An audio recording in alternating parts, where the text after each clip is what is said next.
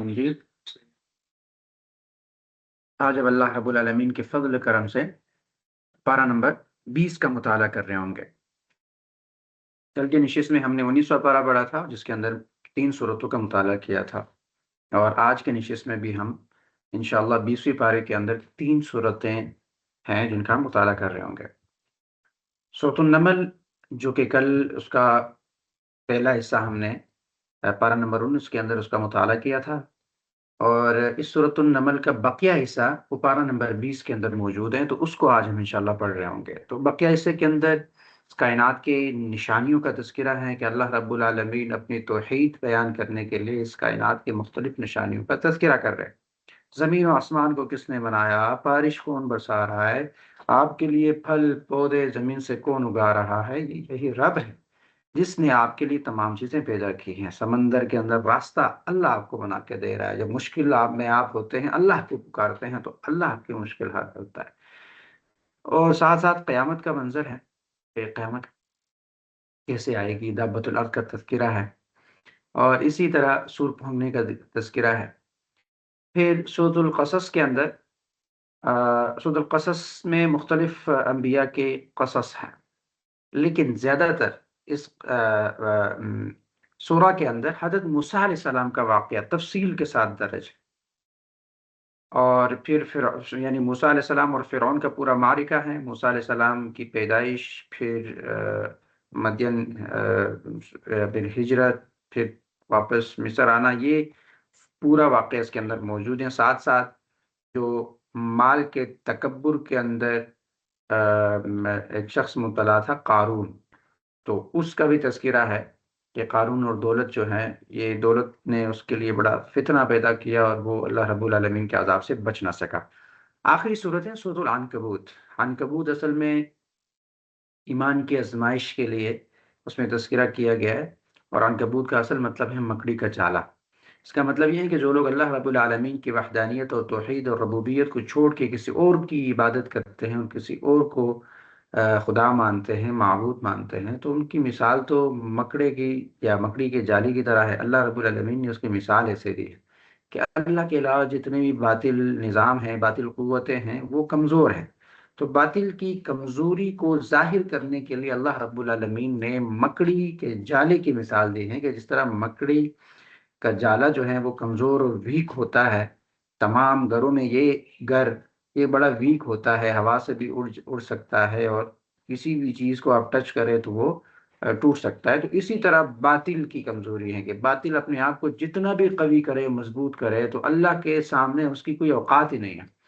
तो ये पारा नंबर 20 पर हमने एक नज़र दौड़ाई, जिसके अंदर ये 3 मुख्तलिफ सूरतें हैं, और इंशाअल्लाह इन तीनों सूरतों से अपने लिए असबाक हासिल करेंगे और बुनियादी और अहम टॉपिक्स जो हैं वो ज़ेर बहस लाएँगे। तो आगाज़ होता है इस पारे का, अम्मन खलक़स-समावाति वल अर्द। आगाज़ में मुख्तलिफ सवालात हैं, और ये ऐसे सवालात हैं जो इंसान को झंझोड़ते हैं, जो मुझे और आपको इस बात पे मजबूर करते हैं कि इस कायनात का कोई खालिक है, कोई राज़िक है, कोई मुदब्बिर है, और कोई क़य्यूम है जो इस पूरी कायनात के निज़ाम को सँभाले हुए है। तो जो मुख्तलिफ सवालात किए ना, ये हमें झंझोड़ते हैं। अम्मन खलक़स-समावाति वल अर्द, कौन है जो आसमान और ज़मीन को पैदा करता है? कौन है जिसने बारिश का निज़ाम पैदा किया है? बारिश की वजह से आपको खूबसूरत हदाइक़ यानी बागात और रौनक बागात बनाता है। कौन है जो आपकी मजबूरी और तकलीफ और नुकसान में आपकी आह बका और चीख पुकार सुनता है और आपकी तकलीफ को दूर करता है? कौन है जो खुश्की और समंदर के अंधेरों में आपके लिए रास्ता दिखाता है, रास्ता बनाता है? तो अम्मन खलक़स समावाति वल अर्द, कौन है? अल्लाह के अलावा कौन ऐसा रब हो सकता है? यानी ये आयात हमें एक बहुत ही गहरी और ईमान को मजबूत करने वाली हकीकत समझाती है। अल्लाह ताला फरमाते हैं कि उसने तुम्हारे फ़ायदे के लिए आसमान से पानी नाज़िल किया। ये बारिश सिर्फ़ पानी नहीं, बल्कि ज़िंदगी का बहुत बड़ा वसीला और ज़रिया है। इसी पानी से अल्लाह सुब्हानहू व तआला ने सरसब्ज़ और खूबसूरत और दिल को खुश करने वाले बागात उगा दिए। تو ایسے باغات جن کو دیکھ کر انسان کا دل خوش ہو جاتا ہے، طبیعت میں تازگی آتی ہے اور انسان اللہ کی قدرت پر حیران رہ جاتا ہے، تو یہاں ایک اہم بات ہمیں یہ سمجھائی گئی نا کہ تم خود ان باغات کے درخت نہیں اگا سکتے، تم بیج ڈال سکتے ہو، زمین تیار کر سکتے ہو، پانی دے سکتے ہو، لیکن ایک بیج کو پھاڑ کر اس میں سے زندگی نکالنا، اسے درخت بنانا، اس میں پھل اور رنگ بھرنا، یہ صرف خالق کا کام ہے، یہ اللہ کا کام ہے، یہ رب کا کام ہے۔ اس کے اندر ایک لفظ استعمال کیا گیا، امن خلق السماوات والارض وانزل لكم من السماء ماء فانبتنا به حدائق ذات بهجہ، حدائق کا لفظ استعمال۔ تو حدائق ایسے باغات کے لیے استعمال ہوا ہے جو باقاعدہ ترتیب، خوبصورتی اور احاطے والے ہو، جس کا ایک احاطہ ہو، دائرہ ہو، یعنی صرف درخت ہی نہیں بلکہ مکمل خوبصورت نظام جس میں ہر چیز ایک ترتیب کے ساتھ ہو۔ یہ سب اللہ کی قدرت کا شاہکار ہے، اس کی طرف اللہ رب العالمین توجہ دلا رہے ہیں۔ اور پھر اللہ تعالیٰ ایک سوال کرتے ہیں جو دراصل سوچنے پر انسان کو مجبور کرتا ہے، اور وہ یہ ہے کہ اِلٰہٌ مع اللہ، کیا اللہ کے ساتھ کوئی اور بھی معبود ہو سکتا ہے؟ اِلٰہٌ مع اللہ، اتنا سارا کچھ کرنے کے باوجود کیا اللہ کے ساتھ کوئی اور بھی خالق اور کوئی اور بھی معبود ہو سکتا ہے؟ یعنی جب پیدا کرنے والا، زندگی دینے والا اور اس کائنات کا پورا نظام چلانے والا صرف اللہ ہے، تو پھر عبادت کا حقدار بھی تو صرف وہی ہونا چاہیے نا۔ لیکن افسوس تو اس بات پر ہے کہ کچھ لوگ ایسے ہیں جو اللہ کے ساتھ دوسروں کو برابر ٹھہراتے ہیں یا سچائی سے منہ موڑ لیتے ہیں۔ مختلف شرکا ہم نے بنائے ہوئے ہیں۔ مشرکین مکہ تو یہ کہتے ہیں نا کہ اللہ رب العالمین بھی ہے، لیکن یہ فلاں جو ہے رازق ہیں، لات کا یہ کام ہے، منات کا یہ کام ہے، فلاں کا یہ کام ہے، شرک کرتے تھے۔ اس لیے اللہ نے کہا الہ مع اللہ، اتنا سب کچھ اللہ کر رہا ہے تو اللہ کے علاوہ کون خالق ہو سکتا ہے، کون رازق ہو سکتا ہے؟ اللہ کے ساتھ کوئی اور جو ہے اس کائنات کے اندر خالق نہیں ہے۔ جس طرح ایک گھر کے اندر، ایک ادارے کے اندر دو پرنسپل نہیں ہو سکتے، دو مربی، دو جو ہے وہ بڑے نہیں ہو سکتے، سیم یہی سچویشن ہے نا۔ اللہ رب العالمین نے کائنات بنائی، اس کائنات کے اندر اللہ کا کوئی ہمسر نہیں ہے اور کوئی ہمسر ہو بھی نہیں سکتا، اور دو اگر ہوتے، دو خدا، تو کائنات کا پورا نظام درم برم ہوتا۔ ایک کہتا کہ میں بارش برساتا ہوں، دوسرا کہتا میں نہیں برساتا، تو آپس میں جھگڑا ہو جاتا اور کائنات کا نظام ہی درم برم ہو جاتا۔ بات سمجھ آ رہی ہے؟ ایک کہتا کہ میں نے آج سورج نکالنی ہے، دوسرا کہتا کہ نہیں میں نے نہیں نکالنی، تو کائنات کا نظام تو نہیں چلنا تھا۔ تو اس لیے اللہ کہہ رہے ہیں الہ مع اللہ، کوئی اور بھی ہے؟ تو یہ اس بات کی دلیل ہے کہ کوئی اور ہے ہی نہیں۔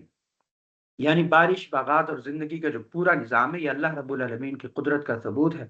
انسان کچھ بھی کر لینا، اصل تخلیق تو صرف اللہ رب العالمین کے اختیار میں ہے۔ تو جب خالق صرف اللہ ہے تو عبادت بھی صرف اللہ ہی کی ہونی چاہیے۔ شرک اور اللہ کے ساتھ کسی کو شریک کرنا یہ حقیقت سے انحراف ہے، یہ اللہ رب العالمین کے توحید سے انکار ہے۔ تو اس میں بہت احتیاط سے کام لینا چاہیے۔ آگے قیامت کی نشانیاں ہیں کہ دیکھیں جب اللہ ہی آپ کا ذات ہے، آپ کا خالق ہے اور آپ کا کریٹر ہے، تو پھر اس اللہ کے پاس آپ نے آنا ہے، اور پھر ایک قیامت ہوگی، اس قیامت میں اللہ آپ کو دوبارہ زندہ کرے گا۔ جس طرح مکہ کے مشرکین یہی سوال کرتے تھے نا کہ ہماری یہ ہڈیاں بوسیدہ ہو جائیں گی اور پھر زندہ ہو جائیں گی، تو اللہ نے کہا ہاں ہو جائیں گی، یہی ہوگی، یہ دوبارہ زندہ ہو جائے گی۔ اور پھر مختلف مثالوں سے اللہ رب العالمین یہ بات واضح بھی کرتا ہے، اور پچھلے قوموں کی مثالیں بھی دیتا ہے کہ دیکھیں انہوں نے تکبر کیا تو میں نے ایسا کیا، ہم وہ ظلم کرتے تھے تو ان کو تباہ کر دیا گیا، تو اس سے عبرت حاصل کرو۔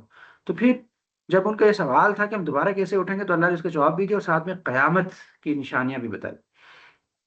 تو سورۃ النمل کے اندر یہ نشانیاں ہے کہ قیامت آئے گی، اور قیامت سے پہلے دابۃ الارض، زمین کا ایک جانور، دابۃ الارض یعنی قیامت کے قریب زمین سے ایک جانور نکلے گا جو لوگوں سے کلام بھی کرے گا، گفتگو بھی کرے گا، اور وہ بڑا عجیب ہوگا۔ اللہ کے رسول صلی اللہ علیہ وسلم کی حدیث میں ہے نا کہ وہ اس کا چہرہ جو ہے وہ کیا ہوگا، انسانوں کی طرح ہوگا، ہاتھ جو ہے وہ بندر کے ہوں گے، اور جسم جو ہے وہ بیل کی طرح ہوگا، تو مختلف قسم کا ہوگا، عجیب و غریب ہوگا۔ اور یہ جو دابۃ الارض ہے، یعنی یہ زمین کا جانور، یہ کیا کرے گا جی، یہ گھومے گا پھرے گا انسانوں کے اندر، اور یہ انسانوں جو مسلم ہے ان کے ماتھے پہ ٹپا لگائے گا، مسلم ہے جو گناہگار ہے اس کے گناہ اس کے اوپر لکھے گا، اور اس طرح کفر کا ٹپا بھی لگائے گا۔ تو ایک طرح سے انسانوں کے اندر تفریق بھی کرے گا۔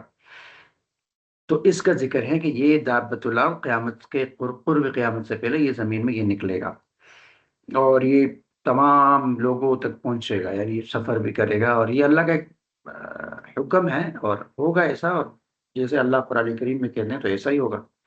پھر جو سور کا پھونکا جانا ہے اس کا ذکر ہے کہ جب جو یوم یحشر، یعنی جب سور پھونکا جائے گا کس کے لیے؟ لوگوں کو جمع کرنے کے لیے، تو اس وقت لوگ گھبراہٹ کا شکار ہوں گے، زمین اور آسمان کے اندر موجود ہر چیز گھبرا جائے گی، خوف کے اندر مبتلا ہو جائے گی۔ اور یہ جو پہاڑ آپ کو نظر آ رہے ہیں نا، جو مضبوطی کے لیے اور کیل کی طرح آپ کو نظر آ رہے ہیں، یہ پہاڑ بالکل بادلوں کی طرح اڑیں گے، یہ ریزہ ریزہ ہو جائیں گے، یہ ہوا میں اڑ جائیں گے۔ یہ قیامت کی ہولناکی کا تذکرہ ہے کہ اس وقت کیا ہوگا، اور جب سور پھونکا جائے گا تو ہر بندہ پریشان ہوگا، خوف میں ہوگا، پہاڑ اڑ جائیں گے اور پہاڑ ریزہ ریزہ ہوں گے۔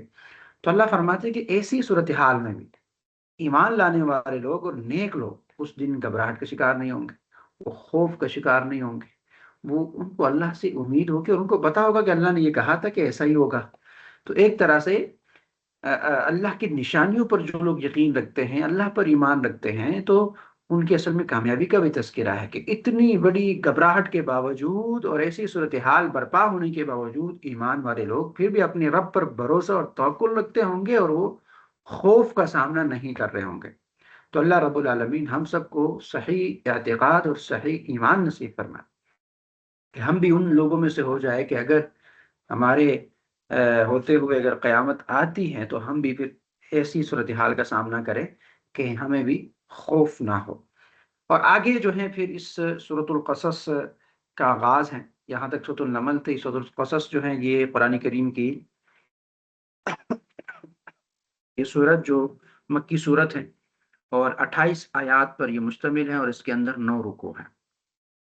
اور جس طرح کہ لفظ قصص، قصص سٹوری، تو قصص کا مطلب یہ ہے کہ اس کے اندر کئی انبیاء کے قصص ہیں، لیکن سب سے بنیادی قصہ جو اس کے اندر موجود ہیں وہ فرعون کی سرکشی اور بنی اسرائیل پر ظلم ہے، یعنی ہم یوں سمجھ لیجیے کہ قصہ موسیٰ و فرعون اس کے اندر موجود ہے، اور اس کے مختلف پہلو کو جو ہے وہ اجاگر کیا جا رہا ہے۔ اس لیے اس صورت کا مرکزی مضمون جو ہے وہ اثبات رسول ہے، اور یہاں پر یہ بات کی جا رہی ہوگی کہ فرعون جو ہے وہ باطل تھا، اور باطل کا اندازہ کہ وہ حق کو ماننے والوں کو فرقوں اور دڑوں میں تقسیم کرتا، اور اسی طرح یہ دڑوں میں تقسیم کر کے ان کی طاقت کو ختم کرتا، اور بعد میں ان کے اوپر حکمرانی کرتا۔ تو یہ ایک طریقہ ہے باطل کا کہ وہ لوگوں کو آپس میں لڑاتے ہیں، جب لوگ آپس میں لڑتے ہیں تو ان کی خود مختاری بھی ختم ہوتی ہے، عزت مقام اور مرتبہ اور رعب اور دبدبہ بھی ختم ہو جاتا ہے، تو پھر تو ان کی کوئی ویلیو نہیں رہتی، تو اوپر سے پھر وہ ان کے اوپر حکمرانی کر رہے ہوتے ہیں، ٹھیک ہے۔ تو یہ فرعون کا طریقہ تھا۔ تو فرعون ایک بہت بڑا سرکش باغی بادشاہ تھا، اس کا تذکرہ تفصیل سے ہم اس آیت کے اندر سمجھ رہے ہوں گے۔ قرآن کریم نے سورۃ القصص کا جیسے آغاز کیا تو تیسری آیت میں فرمایا نتلو علیک من نبأ موسیٰ وفرعون بالحق لقوم یؤمنون۔ اللہ تعالیٰ یعنی اس صورت کے آغاز میں فرماتے ہیں کہ یہ ایک روشن کتاب ہے، یا روشن کتاب کی آیات ہیں، اور ہم تمہیں حضرت موسیٰ اور فرعون کا سچا واقعہ سناتے ہیں تاکہ ایمان والے اس سے کیا حاصل کریں؟ فائدہ حاصل کریں۔ تو اس واقعے کا اصل میں پس منظر یہ ہے نا کہ فرعون زمین میں بہت ہی سرکش ہو چکا تھا، اس نے اپنی حکومت کو مضبوط رکھنے کے لیے لوگوں کو مختلف گروہوں میں تقسیم کر دیا، اور خاص طور پر بنی اسرائیل کو کمزور بنا رکھا تھا، اور ان کے بیٹوں کو قتل کرتا اور بیٹیوں کو زندہ چھوڑ دیتا تھا۔ جب بیٹیوں کو زندہ چھوڑ دیتا تھا تو اس طرح وہ ظلم اور فساد کی انتہا کر رہا تھا، لیکن اللہ سبحانہ و تعالیٰ کا ارادہ کچھ اور تھا۔ اللہ سبحانہ و تعالیٰ نے فیصلہ کیا کہ وہ انہی کمزور لوگوں کو عزت دے گا، یہ جو کمزور لوگ ہیں انہی کو کیا دے گا؟ عزت دے گا، طاقت دے گا۔ اللہ رب العالمین یہی چاہ رہا تھا کہ کمزور لوگوں کو دنیا کا وارث بنایا جائے، اور وہ کمزور کون تھے؟ بنی اسرائیل تھے۔ تو اللہ یہی چاہ رہا تھا کہ کمزور لوگوں کو عزت دے، انہیں زمین کا وارث بنائے، اور فرعون اور اس کے لشکر کو وہ انجام دکھائے گا جس سے وہ ڈرتے تھے۔ تو اس دوران اللہ سبحانہ و تعالیٰ نے حضرت موسیٰ علیہ السلام کے جو والدہ ہے اس کے دل میں یہ بات ڈالی کہ وہ اپنے بچے کو دودھ پلائے، اور جب جان کا خطرہ محسوس ہو تو اسے دریا میں ڈال دے۔ یعنی موسیٰ علیہ السلام بنی اسرائیل کے اندر پیدا ہو گئے ہیں، اور پھر اللہ رب العالمین نے ان کے والد کے دل میں یہ بات ڈالی کہ آپ کیا کریں، آپ جو ہیں اپنے بچے کو دریا میں ڈالے اور خوف نہ کرے، کیونکہ اللہ سبحانہ و تعالیٰ اسے واپس بھی لٹائے گا اور اسے رسول بنائے گا۔ کیونکہ بنی اسرائیل کے اندر جب بچہ پیدا ہوتا تھا تو فرعون کیا کرتا، اس کو قتل کرتا۔ تو اب جب یہ پیدا ہوا موسیٰ علیہ السلام، تو ظاہر ہے ان کو پتہ چلتا تو اس کو مار ڈالتے اور قتل کرتے۔ تو ہوا یوں کہ اللہ نے کہا کہ آپ اپنے بچے کو دریا میں ڈال دیں اور خوف نہ کریں، اللہ رب العالمین واپس یہ آپ کو لٹا دے گا اور اسے رسول بھی بنائے گا۔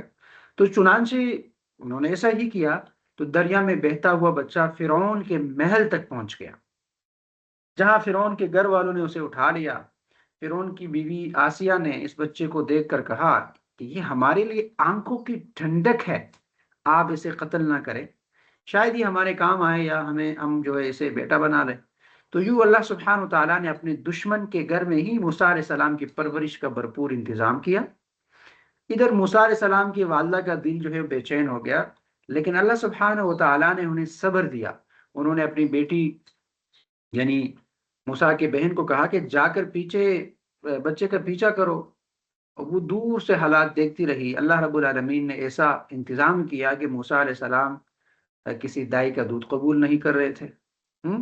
اب کہ کسی بھی دائی کو وہ دے رہے تھے تو دودھ قبول نہیں کر رہے تھے، دودھ نہیں پی رہے تھے۔ تب فرعون کی بہن نے یہ مشورہ دیا کہ میں تمہیں ایسے گھر والوں کا پتہ بتاؤں جو اس کی اچھی پرورش کرے گی۔ تو یوں موسیٰ علیہ السلام دوبارہ اپنے ماں کے پاس ہی پہنچ گئے۔ یہ سارے واقعات ہوتے ہوتے وہ دوبارہ اپنی ماں کے پاس پہنچ گئے، اور تو یہ اس لیے کہ اللہ رب العالمین نے وعدہ کیا تھا تاکہ اللہ کا وعدہ پورا ہو جائے۔ تو جب موسیٰ علیہ السلام جوان ہوئے تو اللہ سبحانہ و تعالیٰ نے انہیں حکمت اور علم عطا فرمایا۔ ہوا یوں کہ پھر ایک دن وہ شہر میں ایسے ہی داخل ہوئے جب لوگ بے خبر تھے، تو وہاں انہوں نے دو آدمیوں کو لڑتے ہوئے دیکھا۔ ایک ان کی قوم یعنی بنی اسرائیل سے تھا، اور دوسرا دشمن قوم یعنی قطبی سے ان کا تعلق تھا۔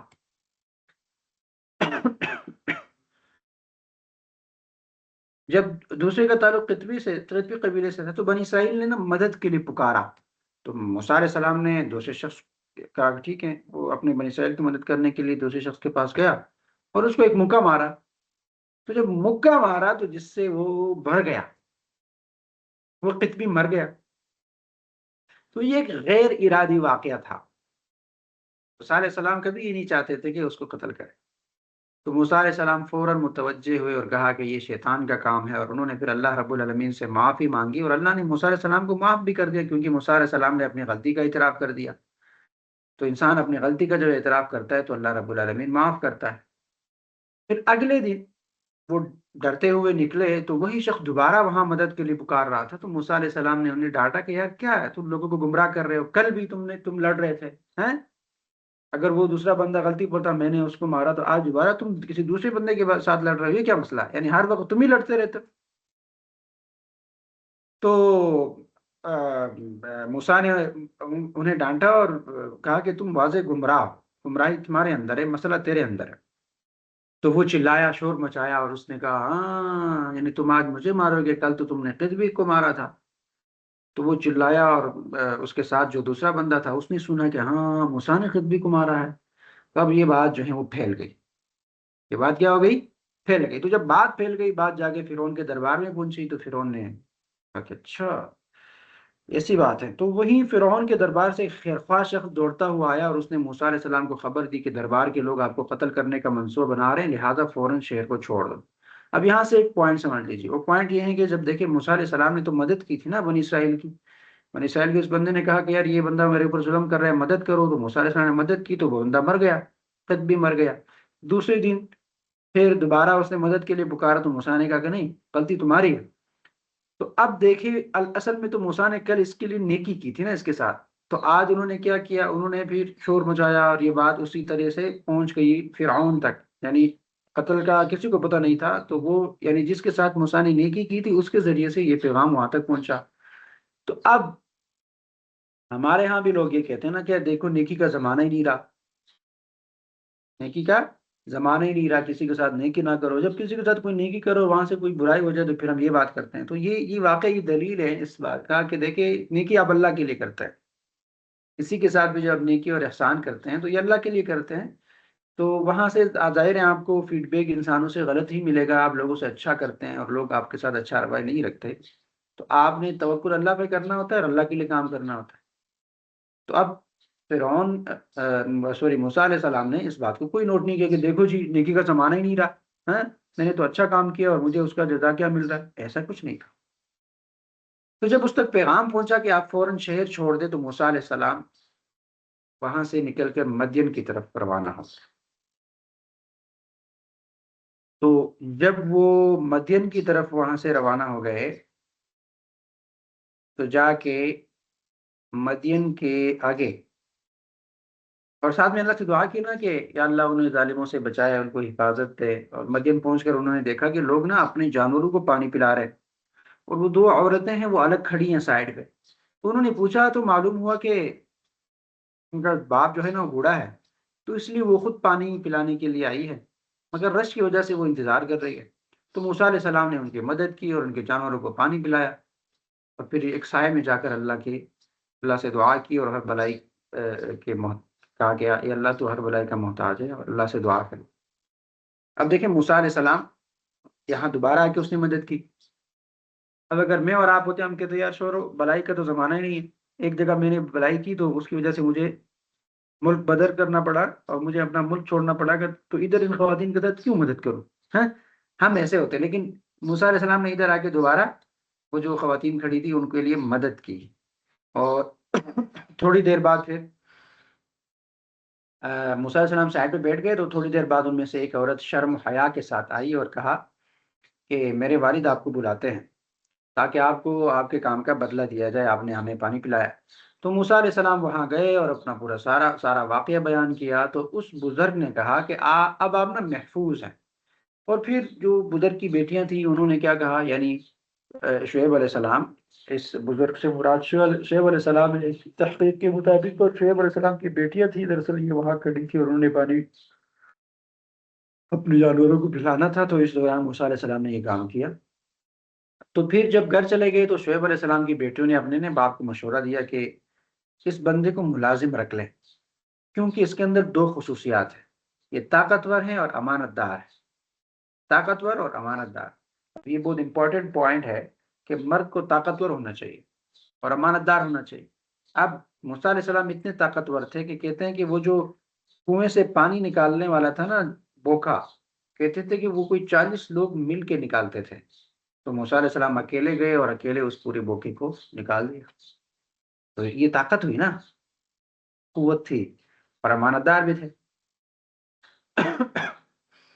تو جب یہ دو خصوصیات اس کے اندر تھی، تو اب شعیب علیہ السلام نے یہ نہیں کیا کہ چلو جی اس کو نا میں بیٹا بنا لیتا ہوں، ہاں میں اور آپ ہوتے تو یہی کرتے، یا جو ہیں وہ ان کی بیٹیوں نے یہ نہیں کہا کہ جی پاپا ہم اس کو بھائی بنا لیتے ہیں، اسلامی بھائی ہیں، آج کل تو ہمارے اسلامی بھائی مختلف قسم کے ہم تعبیر کرتے ہیں، بھائی بنا لیتے ہیں، تو ہم بھائی بنا کے اس کو گھر میں رکھ لیتے ہیں، یا باپ نے کہا ہو کہ میں بیٹا بنا کے یا فلاں فلاں فلاں جس طرح ہم کرتے ہیں اس طرح کر کے چلے جی اس کو اب گھر میں رکھ لیتے ہیں۔ ایسا بالکل نہیں کیا۔ ہمارے معاشرے میں جو ہوتا ہے کہ چلے جی ہم ابھی یونیورسٹی میں پڑھتے ہیں تو یہ میرا اسلامی بھائی ہے اور یہ میرا فلاں بھائی ہے اور یہ میرا فلاں بھائی ہے، یہ بھائی شاہی کوئی کنسپٹ نہیں ہے اسلام کے اندر، ٹھیک ہے؟ لڑکا لڑکی نہ دوست ہو سکتے ہیں اور نہ بھائی بہن ہو سکتے ہیں، بس وہ بیوی شوہر ہو سکتے ہیں، سمپل اصول ہے۔ تو یہ اصول ہے، اس کے اندر عزت کی حفاظت بھی ہے اور حیا بھی اسی میں ہے۔ تو کیا کیا شعیب علیہ السلام نے کہا کہ چلو ٹھیک ہے ایسا کرتے ہیں کہ تم میرے گھر رہو گے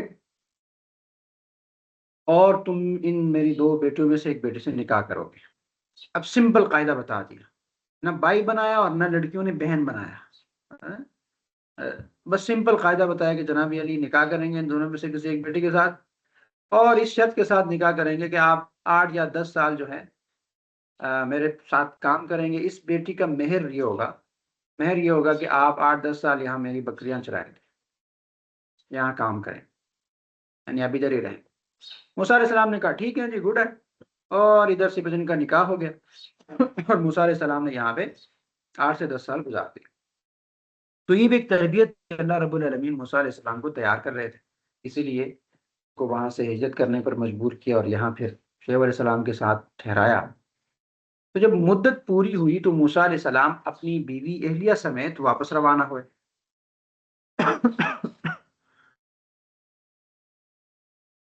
اب جب مصر روانہ ہوئے نا واپس، تو جب یہ واپس روانہ ہوئے تو کیا ہوا کہ راستے میں انہیں کوہ طور کی طرف نا ایک آگ نظر آئی دور سے۔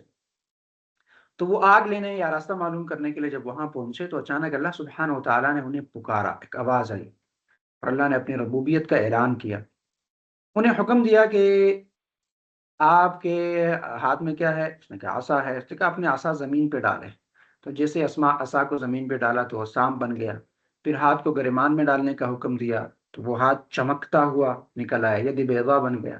تو یہ دو معجزات اللہ رب العالمین نے موسیٰ علیہ السلام کو دیے اور انہیں فرعون کے پاس جانے کے لیے احکامات جاری کر دیے۔ یعنی موسیٰ علیہ السلام کو نبوت ملی کوئی طور پہ، اور یہ واقعہ ہم نے پہلے ہی پڑھا تھا، اب یہ ترتیب کے ساتھ جب وہاں ان کو نبوت ملی اور وہاں ان کو کہا گیا کہ جاؤ اب آپ نے فرعون کو دعوت دینی، بڑا سرکش ہو گئے، بڑا باغی ہو گیا ہے، لوگوں کو قتل بھی کر رہا ہے اور ظلم اور جبر بھی کر رہا ہے اور لوگوں پر حکومت کر رہا ہے۔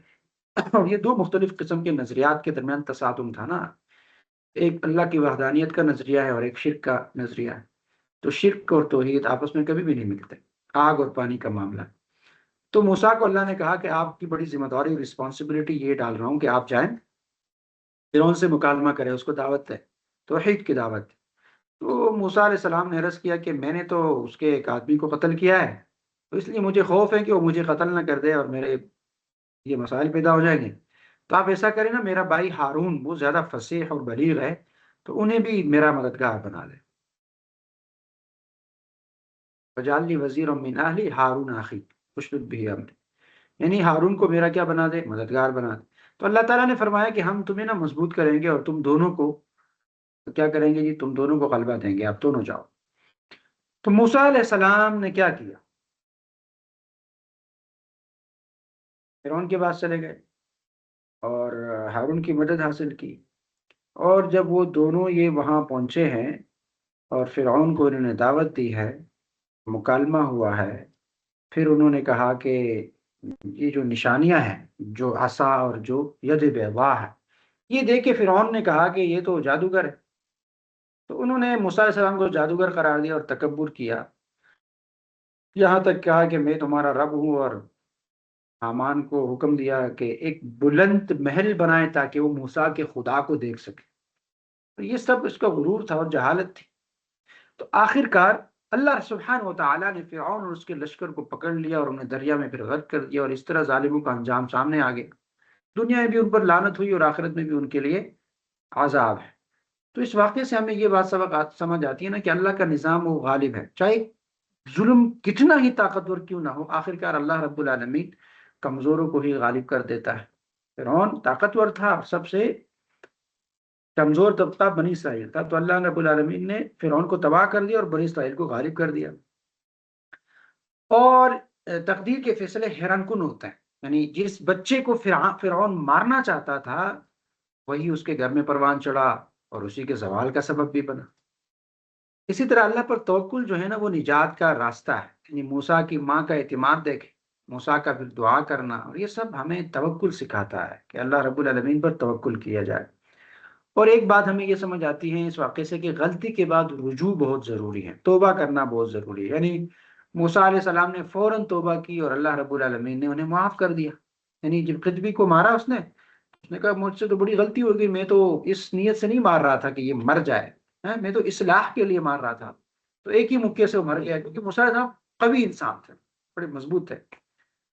تو جب یہ غلطی ہو گئی تو موسیٰ علیہ السلام نے رجوع کیا، اللہ سے معافی مانگی، اور اللہ رب العالمین نے پھر توبہ قبول کر لی۔ تو اس کا مطلب یہ ہے کہ میں اور آپ بھی انسان ہیں، خطا کار ہیں، ریاکار ہیں، سیاکار ہیں۔ تو جب ہم سے بھی کوئی غلطی ہو جائے تو ندامت کا اظہار ہونا چاہیے، فوراً رجوع کرنی چاہیے اللہ کی طرف، فوراً توبہ۔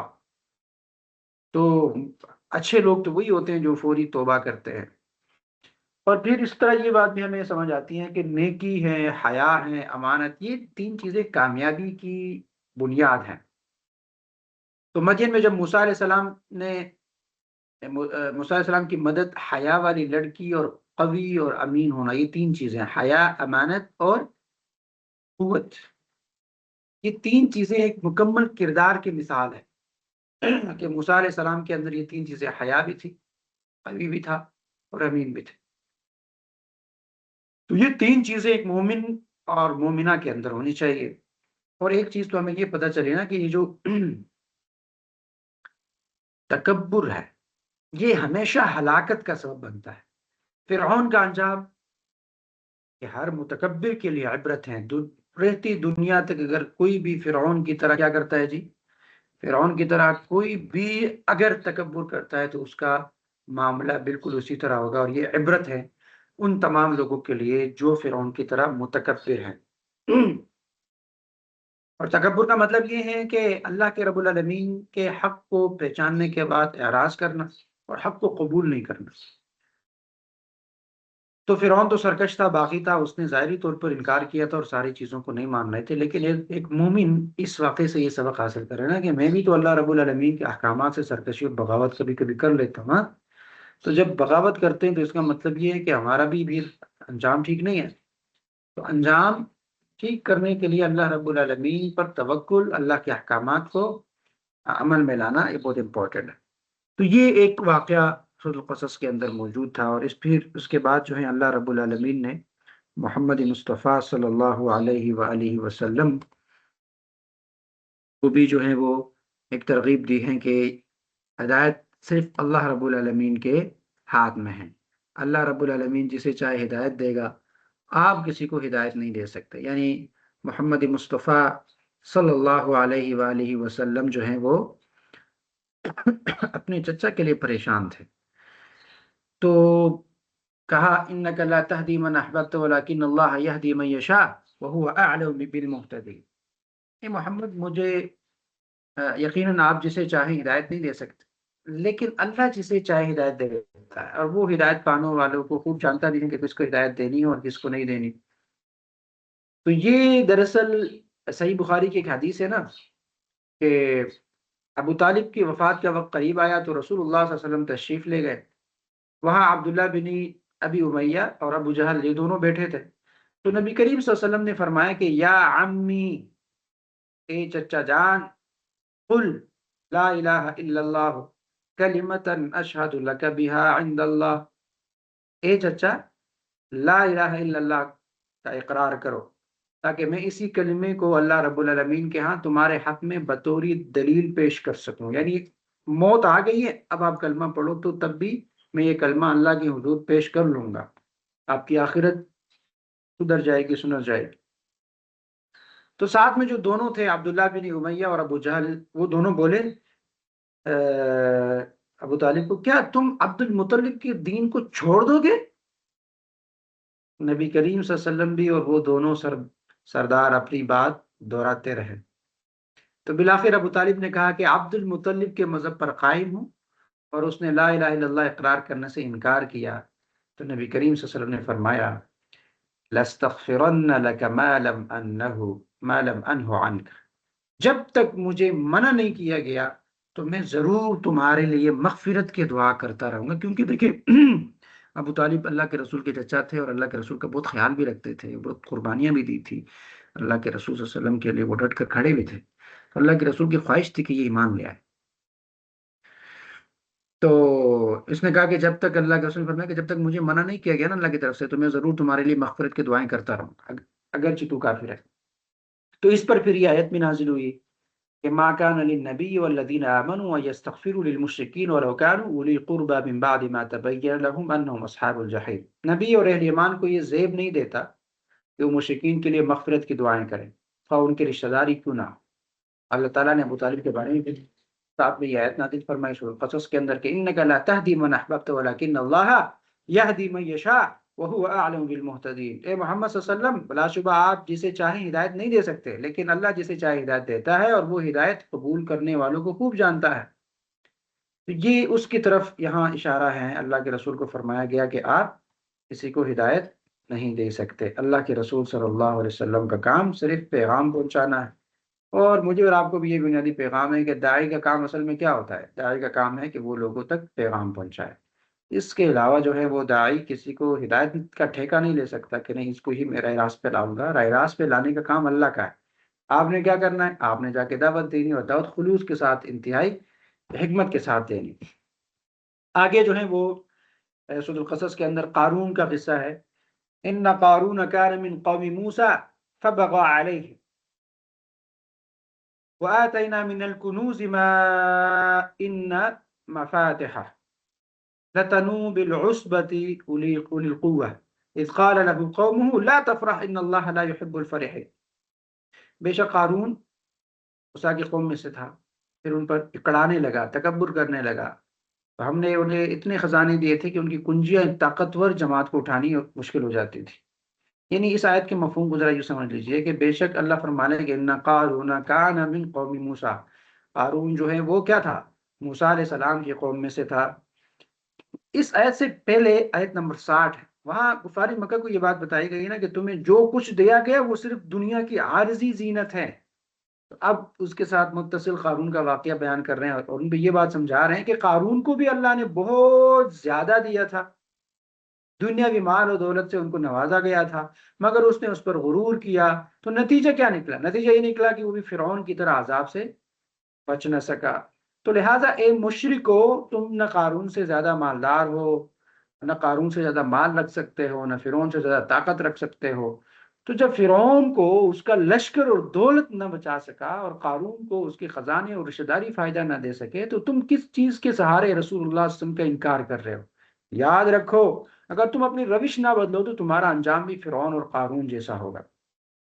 اب قارون کیا ہے؟ قارون کا تعارف ذرا دیکھیں کہ مفسرین کے مختلف اقوال ہیں کہ قارون جو ہے نا وہ نہایت خوبصورت شخص تھا، اس لیے اسے منور بھی کہا جاتا تھا، اور یہ موسیٰ علیہ السلام کے چچا کا بیٹا تھا، یہ بھی ایک قول ہے۔ اور بنی اسرائیل میں یہ تورات کا نا سب سے اچھا قاری تھا، تورات کو اچھے انداز میں پڑھنے والا تھا، اور ابتدا میں بہت عاجز انسان تھا، اچھے اخلاق والا تھا، لیکن جب اسے دولت ملی تو اس کا حال بدل گیا، وہ سامری کی طرح منافق ہو گیا۔ اور مزید یہ ہے کہ فرعون نے اسے بنی اسرائیل پر حاکم بھی بنا دیا تھا۔ اس کے خزانوں کی حالت یہ تھی کہ اللہ رب العالمین نے اسے بے شمار خزانے عطا کیے تھے، ان کی چابیاں اٹھانا بھی ایک طاقتور جماعت کے لیے مشکل ہوتا تھا، لوگ چابیاں اٹھاتے اٹھاتے تھک جاتے تھے، تو جب وہ نکلتا تو کئی خچروں پر صرف چابیاں جو ہیں وہ لدی ہوتی تھی۔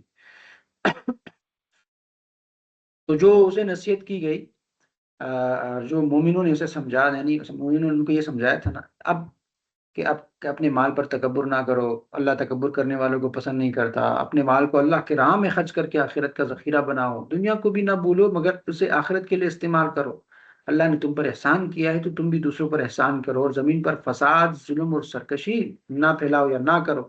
یہ مومن ان کو کیا کرتے تھے؟ نصیحت کرتے تھے۔ تو قارون کیا کرتے تھے؟ نہیں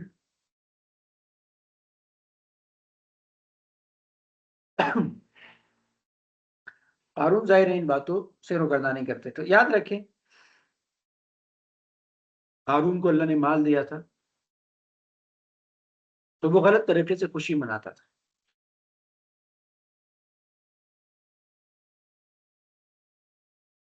کیونکہ وہ تکبر کر رہا تھا، تو تکبر والی خوشی حرام ہے، یعنی شیخی مارنا اور اترانا یہ جائز نہیں ہے، ناجائز ہے۔ لیکن اللہ کی نعمت پر شکر کی خوشی عبادت ہے، جس طرح قرآن میں اللہ فرماتا ہے قل بفضل اللہ وبرحمتہ فبذلک فلیفرحوا، اللہ کا فضل آیا تو اس پہ خوشی مناؤ، تو ایمان کے ساتھ اس طرح کی خوشی منانا یہ جائز ہے۔ لیکن گناہ پر خوش ہونا یہ حرام ہے، گناہ کر کے خوش ہونا یہ غلط بات ہے، عبادت کر کے خوش ہونا یہ بہترین بات ہے۔ جائز طریقے سے خوشی منانا یہ ٹھیک ہے، لیکن ناجائز طریقے سے خوشی منانا حرام ہے، جیسے ناچنا، فضول حرکات کرنا۔ جبکہ جائز کیا ہے؟ خوشی کے صدقہ دے دو کسی کو، آپ خوش ہو گئے تو لوگوں کو دے دو، یہ اچھی بات ہے۔ تو تکبر کا ایک بڑا سبب انسان کے اندر کیا ہوتا ہے؟ مال ہوتا ہے۔ اس آیت سے یہ بات معلوم ہوئی نا کہ مال اور دولت انسان کو تکبر میں مبتلا کر دیتی ہے۔ اس لیے امام غزالی رحمہ اللہ فرماتے ہیں کہ مالدار شخص فقیر کو حقیر سمجھتا ہے، اس پر فخر کرتا ہے، اور کہتا ہے کہ میں تم جیسے خرید سکتا ہوں، میرے پاس تم سے زیادہ سب کچھ ہے۔ تو یہ سب اس لیے ہوتا ہے کہ وہ مال کو اپنی برتری سمجھتا ہے، وہ فقر کو یعنی فقر کی فضیلت اور مال کے فتنے کو نہیں سمجھتا، تو اسی لیے وہ یہ بات کرتا ہے۔ اور پھر سورۃ الکہف کے اندر ہم نے ایک واقعہ پڑھا تھا نا دو باغوں والا کا، ان انا اکثر منک مالا واعز نفرا، کہ اس باغ والے نے کہا دوسرے بندے کو میرے پاس آپ سے زیادہ ہے، میرے باغ بھی اچھے ہیں، اور میں زیادہ آپ سے طاقتور ہوں، میرے پاس پیسہ ہے۔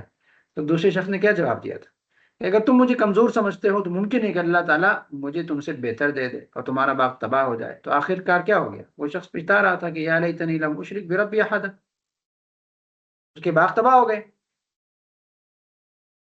سورۃ کہف میں ہم نے پڑھا تھا یہ واقعہ۔ تو قارون کا تکبر بھی اسی قسم کا تھا نا کہ اللہ نے اس کو دیا تھا تو آج وہ تکبر کر رہا تھا۔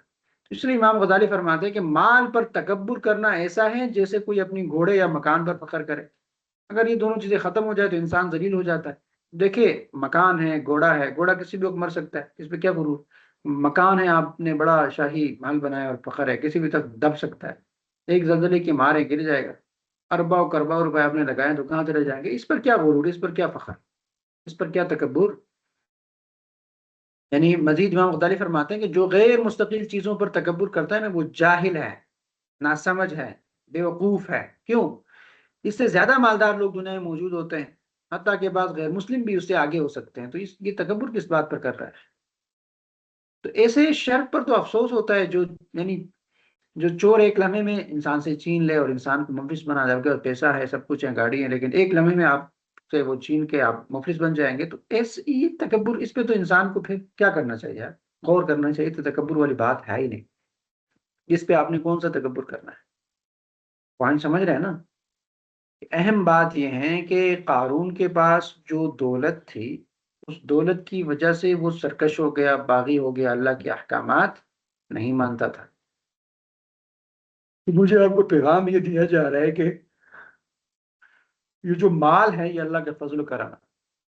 اللہ اپنے فضل سے اگر آپ کو نوازتا ہے، مال دیتا ہے، طاقت سے نوازتا ہے، دنیا کی فیسلٹیز آپ کو دیتا ہے، تو اس پر غرور نہیں کرنا چاہیے اور سرکش نہیں بننا چاہیے، بلکہ اللہ کے عبادت گزار ہونا چاہیے اور اللہ کا شکر مند ہونا چاہیے۔ تو فرعون کا بھی یہی تھا نا کہ یہ مال تو میرا ہے، یہ تو میرے علم کی بنا پر مجھے ملا ہے، میری قابلیت کے بنا پہ مجھے ملا ہے، میرے صلاحیت کے بنیاد پر مجھے ملا ہے۔ اللہ کے راہ میں خرچ نہیں کرتا تھا، کہتا کہ میرا مال ہے۔ تو انجام کیا ہوا؟ انجام یہ ہوا کہ اللہ نے اس سمیت، فرعون کو بھی اور اس کے مال سمیت، اللہ نے پورے گھر کو زمین میں دھنسا دیا اور لوگوں کی عبرت بنایا۔ جو مال، یہ آپ کو فخر ہے نا، یہ آپ کو نہیں بچا سکتے اللہ کے عذاب سے۔ اور یہ جو معاشرے کے لوگ تھے جو کہتے تھے بنی اسرائیل کہ کاش ہم بھی قارون کی طرح ہوتے، ہم بھی قارون کی طرح ہوتے، تو اللہ نے قارون کو، اس کے مال کو اور سب چیزوں کو بالکل ہی زمین کے اندر دھسا دیا۔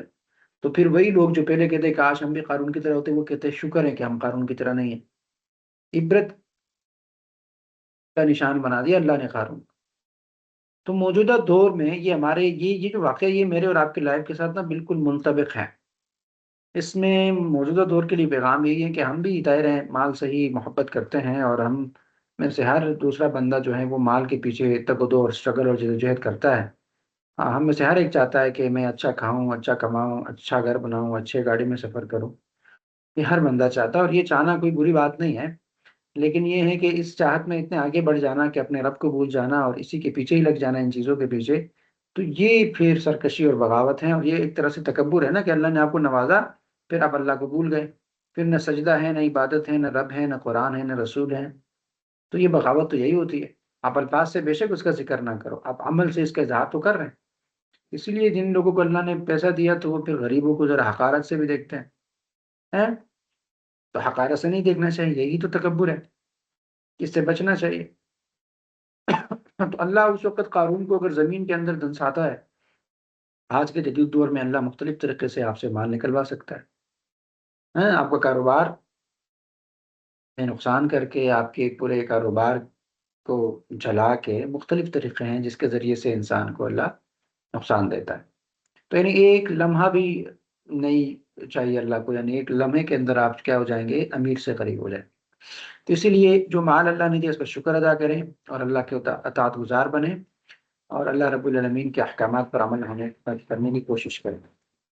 پھر اس بات کو ذرا ذہن میں بٹھا لیں کہ جو مال مجھے اور آپ کو اللہ نے دیا ہے نا، تو یہ ہمارا ذاتی کوئی کمال نہیں ہے کہ ہاں جی میں نے اسٹرگل کیا، جدوجہد کی، کوشش کی، میں جاب کرتی رہی، جاب کرتا رہا، بزنس کرتا رہا اور اس کے نتیجے میں مجھے اتنا مال ملا ہے۔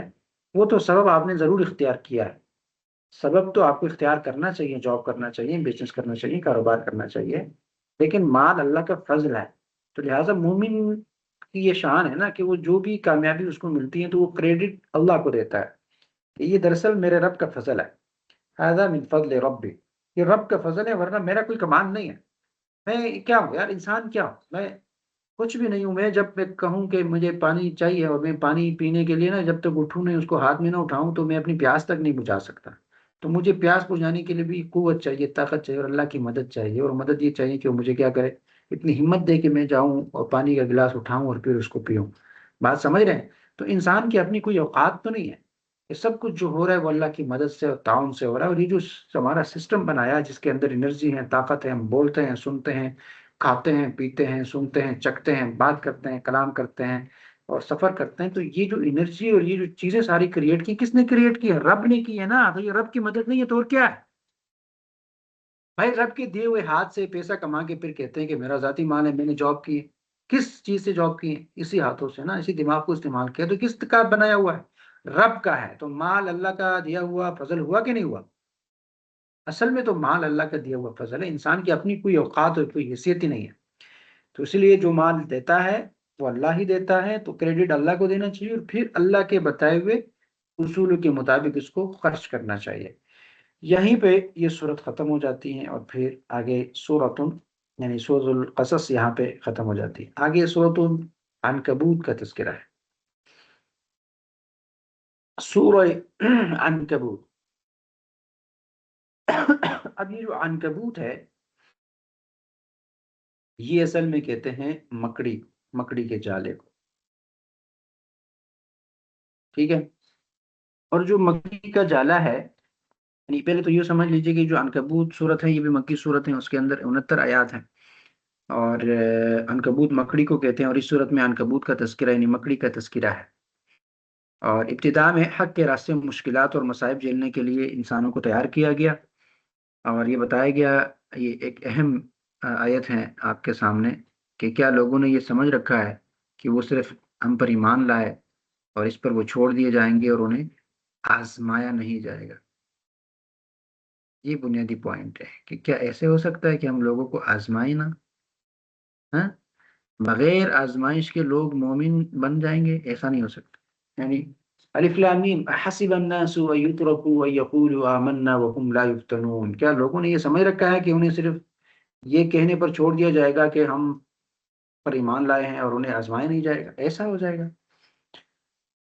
یعنی حسب الناس، کیا لوگ یہ سمجھتے ہیں کہ صرف ہم ایمان لائے کہہ دینے سے، یعنی آمنا یہ کہہ دینے سے انہیں چھوڑ دیا جائے گا، انہیں آزمایا نہیں جائے گا؟ ہرگز نہیں، بلکہ انہیں ضرور آزمایا جائے گا، جیسے سخت تکالیف، مختلف قسم کے مصیبتیں، عبادت کی پابندی، خواہشات اور شہوات کو چھوڑنا، جان و مال میں مشکلات، تو یہ تمام قسم کی آزمائشیں ان کو فیس کرنی پڑے گی۔ اور آزمائشوں کا مقصد یہ ہے کہ ایمان کی حقیقت واضح ہو جائے، سچا مومن اور منافق بالکل الگ ہو جائے، کھرا کون ہے، سچا کون ہے، یہ واضح ہو جائے۔ اور اس آیت سے تو یہ بات بھی معلوم ہوئی نا کہ اللہ تعالیٰ ہر مسلمان کو اس کے ایمان کے مطابق آزماتا ہے، اور آزمائش کی صورتیں ہیں، یعنی بیماری ہیں، غربت ہے، تنگی ہے، مشکلات ہیں، ان سب کا مقصد یہ ہے کہ سچا مومن سامنے آ جائے، پکا اور سچا مومن کون ہے وہ سامنے آ جائے، اور جو منافق ہیں وہ الگ ہو جائے۔ مومن اور منافق ان دونوں میں فرق کیا جا سکے، اور یہ کیسے کیا جا سکتا ہے؟ یہ جب آپ آزمائیں گے تب پتہ چلے گا، ورنہ تو منافق بھی کہتا ہے کہ آمنا آمنا میں بھی ایمان لایا ہوں، اور مومن بھی کہتا ہے کہ آمنا میں بھی ایمان لایا ہوں۔ تو اب ان دونوں میں تمیز کیسے ہوگی؟ دونوں میں فرق کیسے کیا جائے گا؟ کہ آپ آزمائیں گے، امتحان میں ڈالیں گے، پھر پتہ چلے گا۔ اب دنیا کا بھی جو اصول ہے نا کہ یہ ایک کہہ رہا ہے کہ میں بڑا اچھا کام کرنے والا ہوں، دوسرا کہہ رہا ہے میں بڑا اچھا کام کرنے والا ہوں، تو آپ دونوں کو پاس دے دیں، چلو جی یہ کام کر کے دکھاؤ، پتہ چلے کون کام کر سکتا ہے کون نہیں کر سکتا۔ آپ سمجھ رہے ہیں؟ تو یہ طریقہ ہے جو اللہ رب العالمین آزماتا ہے۔ اور آزمائش کے بارے میں اللہ کے رسول کی حدیث ہے، انس رضی اللہ تعالیٰ عنہ روایت کرتے ہیں کہ محمد مصطفیٰ صلی اللہ علیہ وسلم نے ارشاد فرمایا کہ بڑا ثواب بڑی آزمائش کے ساتھ ہوتا ہے، اور جب اللہ کسی قوم سے محبت کرتا ہے تو اسے آزمائش میں مبتلا کر دیتا ہے، بس جو راضی ہو جائے تو اس کے لیے اللہ رب العالمین کی رضا ہے، اور جو ناراض ہو اس کے لیے ناراضگی ہے۔ یعنی آزمائش پر اگر آپ راضی ہیں تو اللہ کی رضا آپ کو حاصل ہوگی، اگر آزمائش پر ناراضگی کا اظہار کرتے ہیں تو پھر یہ اللہ کی ناراضگی ہے۔ اور حضرت سعد فرماتے ہیں کہ میں نے عرض کیا یا رسول اللہ، سب سے زیادہ آزمائش کس کی ہوتی ہے؟ تو آپ صلی اللہ علیہ وسلم نے ارشاد فرمایا کہ سب سے زیادہ آزمائش انبیاء کرام کی ہوتی ہے، سب سے زیادہ آزمائش انبیاء کرام کی ہوتی ہے، اور پھر درجہ بدرجہ نیک لوگوں کی ہوتی ہے۔ یعنی مزید اللہ کے رسول نے فرمایا نا کہ انسان کو اس کے دین کے مطابق آزمایا جاتا ہے۔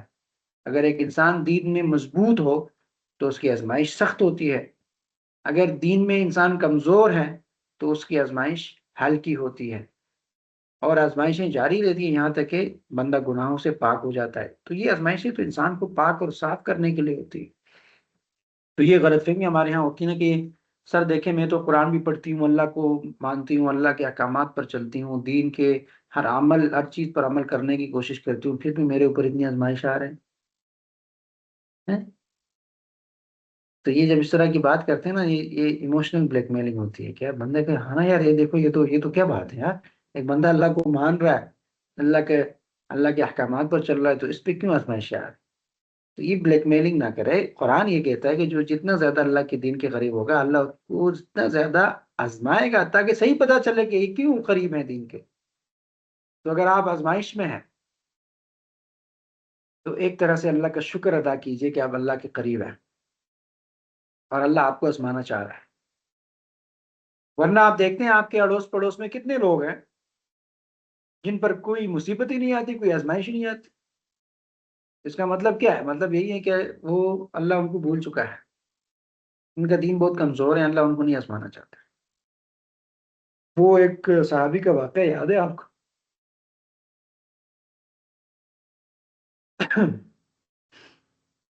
کہ اللہ کے رسول نے فرمایا نا کہ جس میں آزمائش نہیں آتی تو اللہ اس کو بھول جاتا ہے۔ تو وہ ایک خاتون اس نے اپنے شوہر کو کہا کہ مجھے طلاق دے دو۔ اس نے کہا یار یہ کیا بات ہوئی، کیوں طلاق چاہیے؟ اس نے کہا مجھے چاہیے طلاق، میں آپ کے ساتھ نہیں رہنا چاہتی۔ اس نے بہت منتیں کی، بات سمجھنے کی کوشش کی، لیکن نہیں۔ تو اس نے کہا نہیں مجھے طلاق چاہیے۔ تو شوہر نے کہا یار ایسا کرتے ہیں، اللہ کے رسول کے محفل میں چلے جاتے ہیں تو اللہ کے رسول فیصلہ کر لیں گے، تو یہ طلاق کیوں چاہیے؟ تو یہ جب اللہ کے رسول کی طرف نکلنے لگے میاں بیوی دونوں اور یہ چلنے لگے، تو راستے میں ہوا کیا کہ اس مرد کو کوئی کانٹا چبھ گیا۔ جب جیسے ہی کانٹا چبھ گیا، اس کو تکلیف پہنچی نا، تو فوری طور پر بیوی نے اس کو پکڑا اور وہ کانٹا نکالا، اس نے کہا کہ واپس چلتے ہیں گھر۔ اس نے کہا کیوں واپس چلتے ہیں، آپ تو جائیں گے اللہ کے رسول کے سامنے، آپ کو طلاق چاہیے، ادھر فیصلہ ہوگا، اب کیوں واپس جا رہے ہیں؟ اس نے کہا اس لیے واپس جائیں گے کہ 1 سال ہو گیا آپ پر کوئی آزمائش نہیں آئی تھی، میں نے سوچا کہ کوئی بے دین انسان سے میں نے شادی کی ہے، تو اس لیے مجھے خوف تھا کہ کہیں اللہ کا عذاب میرے اوپر نہ آئے، تو لہٰذا آپ اللہ کے قرب سے دور ہے کہ آپ کے اوپر آزمائش نہیں آتی، لیکن اب آپ کو کانٹا چبھ گیا، آپ پر آزمائش آ گئی، تو اب مجھے طلاق نہیں چاہیے، میں آپ کے ساتھ زندگی بسر کروں۔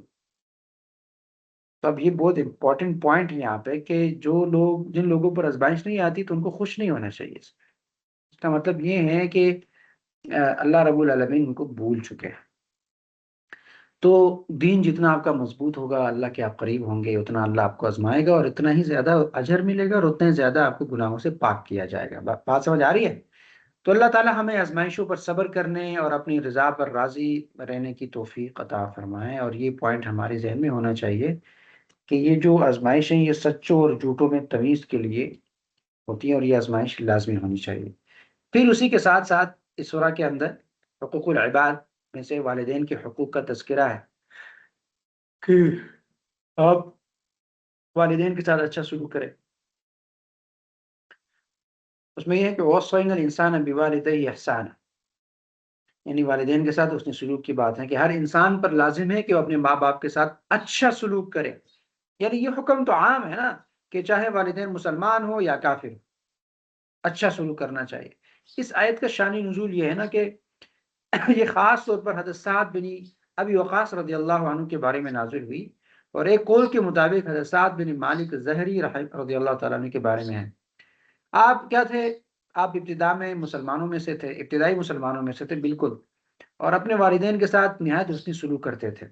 تو جب آپ اسلام لائے تو آپ کے والدہ نے سخت رد عمل ظاہر کیا، اور آپ کی والدہ نے کہا کہ یہ تم نے کیا نیا دین اختیار کیا ہے؟ تو والدہ نے قسم کھائی کہ نہ میں کھاؤں گی نہ پیوں گی یہاں تک کہ میں مر جاؤں، تاکہ لوگ تمہیں ماں کا قاتل کہیں، تم نے جو دین چھوڑا ہے اس کو واپس آ جاؤ، میں کھاؤں گی بھی نہیں پیوں گی بھی نہیں اور اس طرح مر جاؤ گے۔ اور پھر انہوں نے واقعی کھانا پینا چھوڑ دیا اور ایک دن اور رات پھر مزید وقت تک بھوکی پیاسی رہی، تو اس سے وہ بہت کمزور بھی ہو گئی۔ تو حضرت سعد رضی اللہ تعالیٰ عنہ کو نا تشویش ہو گئی کہ اب کیا کروں، تو وہ اللہ کے رسول صلی اللہ علیہ وآلہ وسلم کے پاس آئے۔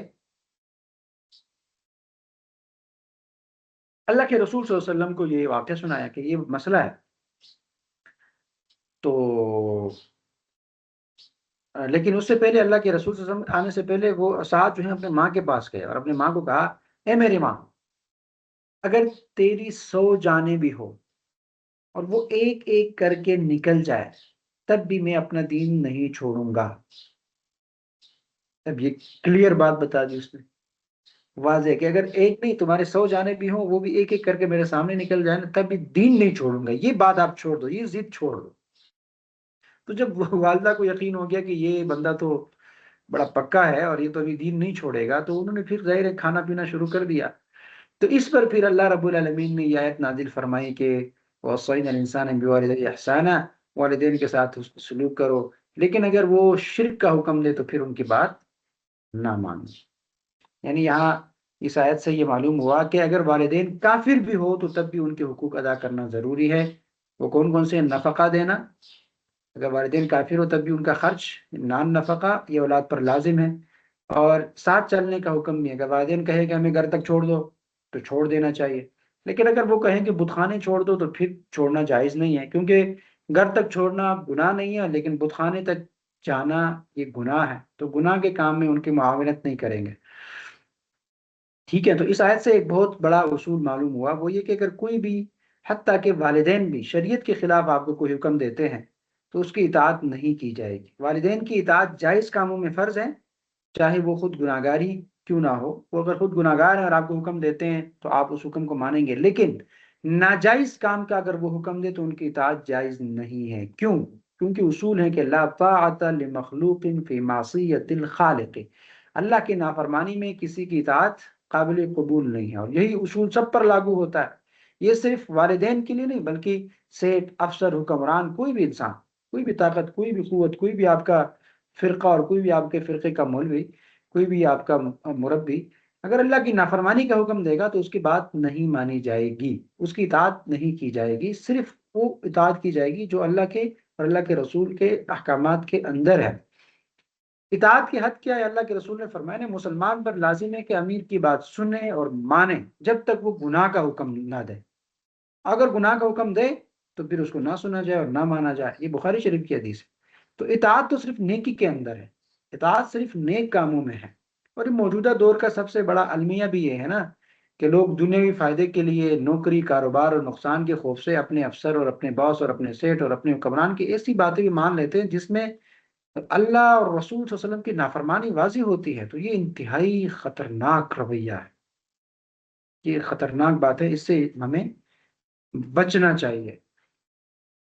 تو لہٰذا اللہ رب العالمین یہاں پہ یہ بات کر رہا ہے کہ انسان اطاعت کرے اپنے پیرنٹس کی، لیکن وَإِن جَاهَدَاكَ لِتُشْرِكَ، یعنی اللہ کا کوئی شریک نہیں ہے، تو اس بات پر دلائل بھی مضبوط ہیں، لہٰذا کسی کے کہنے پر بغیر علم کے شرک مان لینا یہ پھر اندھی تقلید ہے، اور توحید کی واضح دلائل کے ہوتے ہوئے شرک ماننا یہ انتہائی بری اور قابل مذمت بات۔ اسی لیے اگر والدین بھی شرک کا حکم دے تو ان کی اطاعت ہرگز نہیں کی جائے گی، ان کی بات ہرگز نہیں مانی جائے گی۔ خلاصہ کیا ہوا کہ والدین کے ساتھ حسن سلوک اور ہر حال میں ان سے احسان کرنا ضروری ہے، لیکن شرک میں یا کسی گناہ میں کسی کی بھی اطاعت جائز نہیں ہے اور کسی کی بات ماننا جائز نہیں ہے۔ اللہ رب العالمین ہمیں والدین کے حقوق ادا کرنے اور شریعت پر مضبوطی سے قائم رہنے کی توفیق عطا فرمائے۔ آگے اسی سے متصل تاریخ کی کچھ انبیاء کے واقعات ہیں کہ حضرت نوح علیہ السلام کو دیکھے، اللہ رب العالمین نے اس کو نبوت دی، 950 سال تک وہ اپنی قوم کو للکارتا رہا، پکارتے رہے، دعوت دیتے رہے، اور ان کی قوم عجیب و غریب تھی کہ جب موسیٰ علیہ السلام ان کو پکارتے تھے، سامنے دعوت دیتے تھے، تو وہ اصابعہم فی آذان، اپنے کانوں میں نا یہ انگلیاں ٹھوستے تھے اور کمبلوں میں اپنے آپ کو اوڑھ لیتے تھے، اور ایسا ظاہر کرتے کہ ہم تو نہیں سنتے، تو نوح علیہ السلام پھر نہ جہرن پکار پکار کے دعوت دیتے تھے۔ تو یہ عجیب سی قوم تھی، بغاوت کر رہی تھی، سرکشی کر رہی تھی۔ نوح علیہ السلام کو کہتے کہ آپ جھوٹے ہیں، آپ اللہ کے نبی نہیں ہیں۔ تو 900 950 سال یہ کوئی چھوٹی بات نہیں ہے بھائی، 900 سال اور 950 سال اپنی قوم کو دعوت مسلسل دیتے رہے، اور قوم مسلسل انکار کرتی رہی، اور پھر نوح علیہ السلام کو یہ آزمایا گیا نا، ایک بہت بڑی آزمائش تھی یار، 900 سال آپ دعوت دیتے رہے اور آپ کے ماننے والوں میں اضافہ نہیں ہو رہا، تو یہ آزمائش ہے۔ بس پھر نوح علیہ السلام تھک گئے اور اللہ سے دعا کی کہ ان پر عذاب لائیں۔ پھر اللہ رب العالمین نے قوم کو غرق کر دیا طوفان کے اندر، اور نوح علیہ السلام کو اللہ نے کشتی کے ذریعے بچا لیا۔ تو ایک طرح سے نوح علیہ السلام بھی کیا کرتے رہے، 950 سال تو صبر کرتے رہے نا، حجت سے کام نہیں لیا۔ تو انبیاء ہمیشہ محسنین ہوتے ہیں اپنے قوم کے، ٹھیک ہے، احسان۔ تو اسی لیے آگے ہیں دوسری بات، حضرت ابراہیم علیہ السلام کا واقعہ ہے کہ دیکھیں اس کو آگ میں ڈالا گیا، ہجرت کرنے پر مجبور کیا۔ ابھی ہم نے سورۃ القصص کے اندر اس کو تفصیل سے دیکھا کہ مشقتیں تو اس نے برداشت کی ہے نا، وہ تو اپنے گھر بار کو چھوڑ کے باہر رہے ہیں، پھر جو ہے وہ فرعون کا انہوں نے مقابلہ کیا ہے۔ تو یہ اس میں بھی صبر ہے۔ لوط علیہ السلام کو دیکھے کہ قوم بدکار ہے، اور وہ قوم کو دعوت دیتے ہیں، قوم ان کی بات نہیں مانتے، بے شرم ہے، اور ان کے سامنے بدکاری کا مطالبہ کرتے ہیں، اور جو فرشتے آتے ہیں ان سے بھی یہ مطالبہ کرتے ہیں۔ تو یہ اس پہ بھی لوط علیہ السلام صبر کرتے ہیں، لیکن یہ کہ آخر میں انجام کیا ہے؟ انجام تو ضلالت و رسوائی و تباہی ہے، کہ قوم پر اللہ نے پتھر برسا دیے اور زمین میں دنسا دیے، ذلیل و رسوا کر دیا۔ تو یہ جو انبیاء کی جتنی بڑی تاریخ میرے اور آپ کے سامنے رکھی جا رہی ہے، اس میں یہی بنیادی چیز ہے کہ جن لوگوں نے کفر کیا، سرکشی کی، تکبر کیا، بغاوت کی، تو بغاوت اور سرکشی کا انجام، تکبر کا انجام ہمیشہ رسوائی اور ضلالت ہے۔ پیغام یہ ہے کہ امت مسلمہ، آپ تکبر، غرور، سرکشی، بغاوت نہ کریں، ایمان لائیں، عاجزی اور تذلل کا اظہار کریں۔ عاجزی میں بچاؤ ہے، اور عاجزی میں اللہ رب العالمین کی رضا ہے۔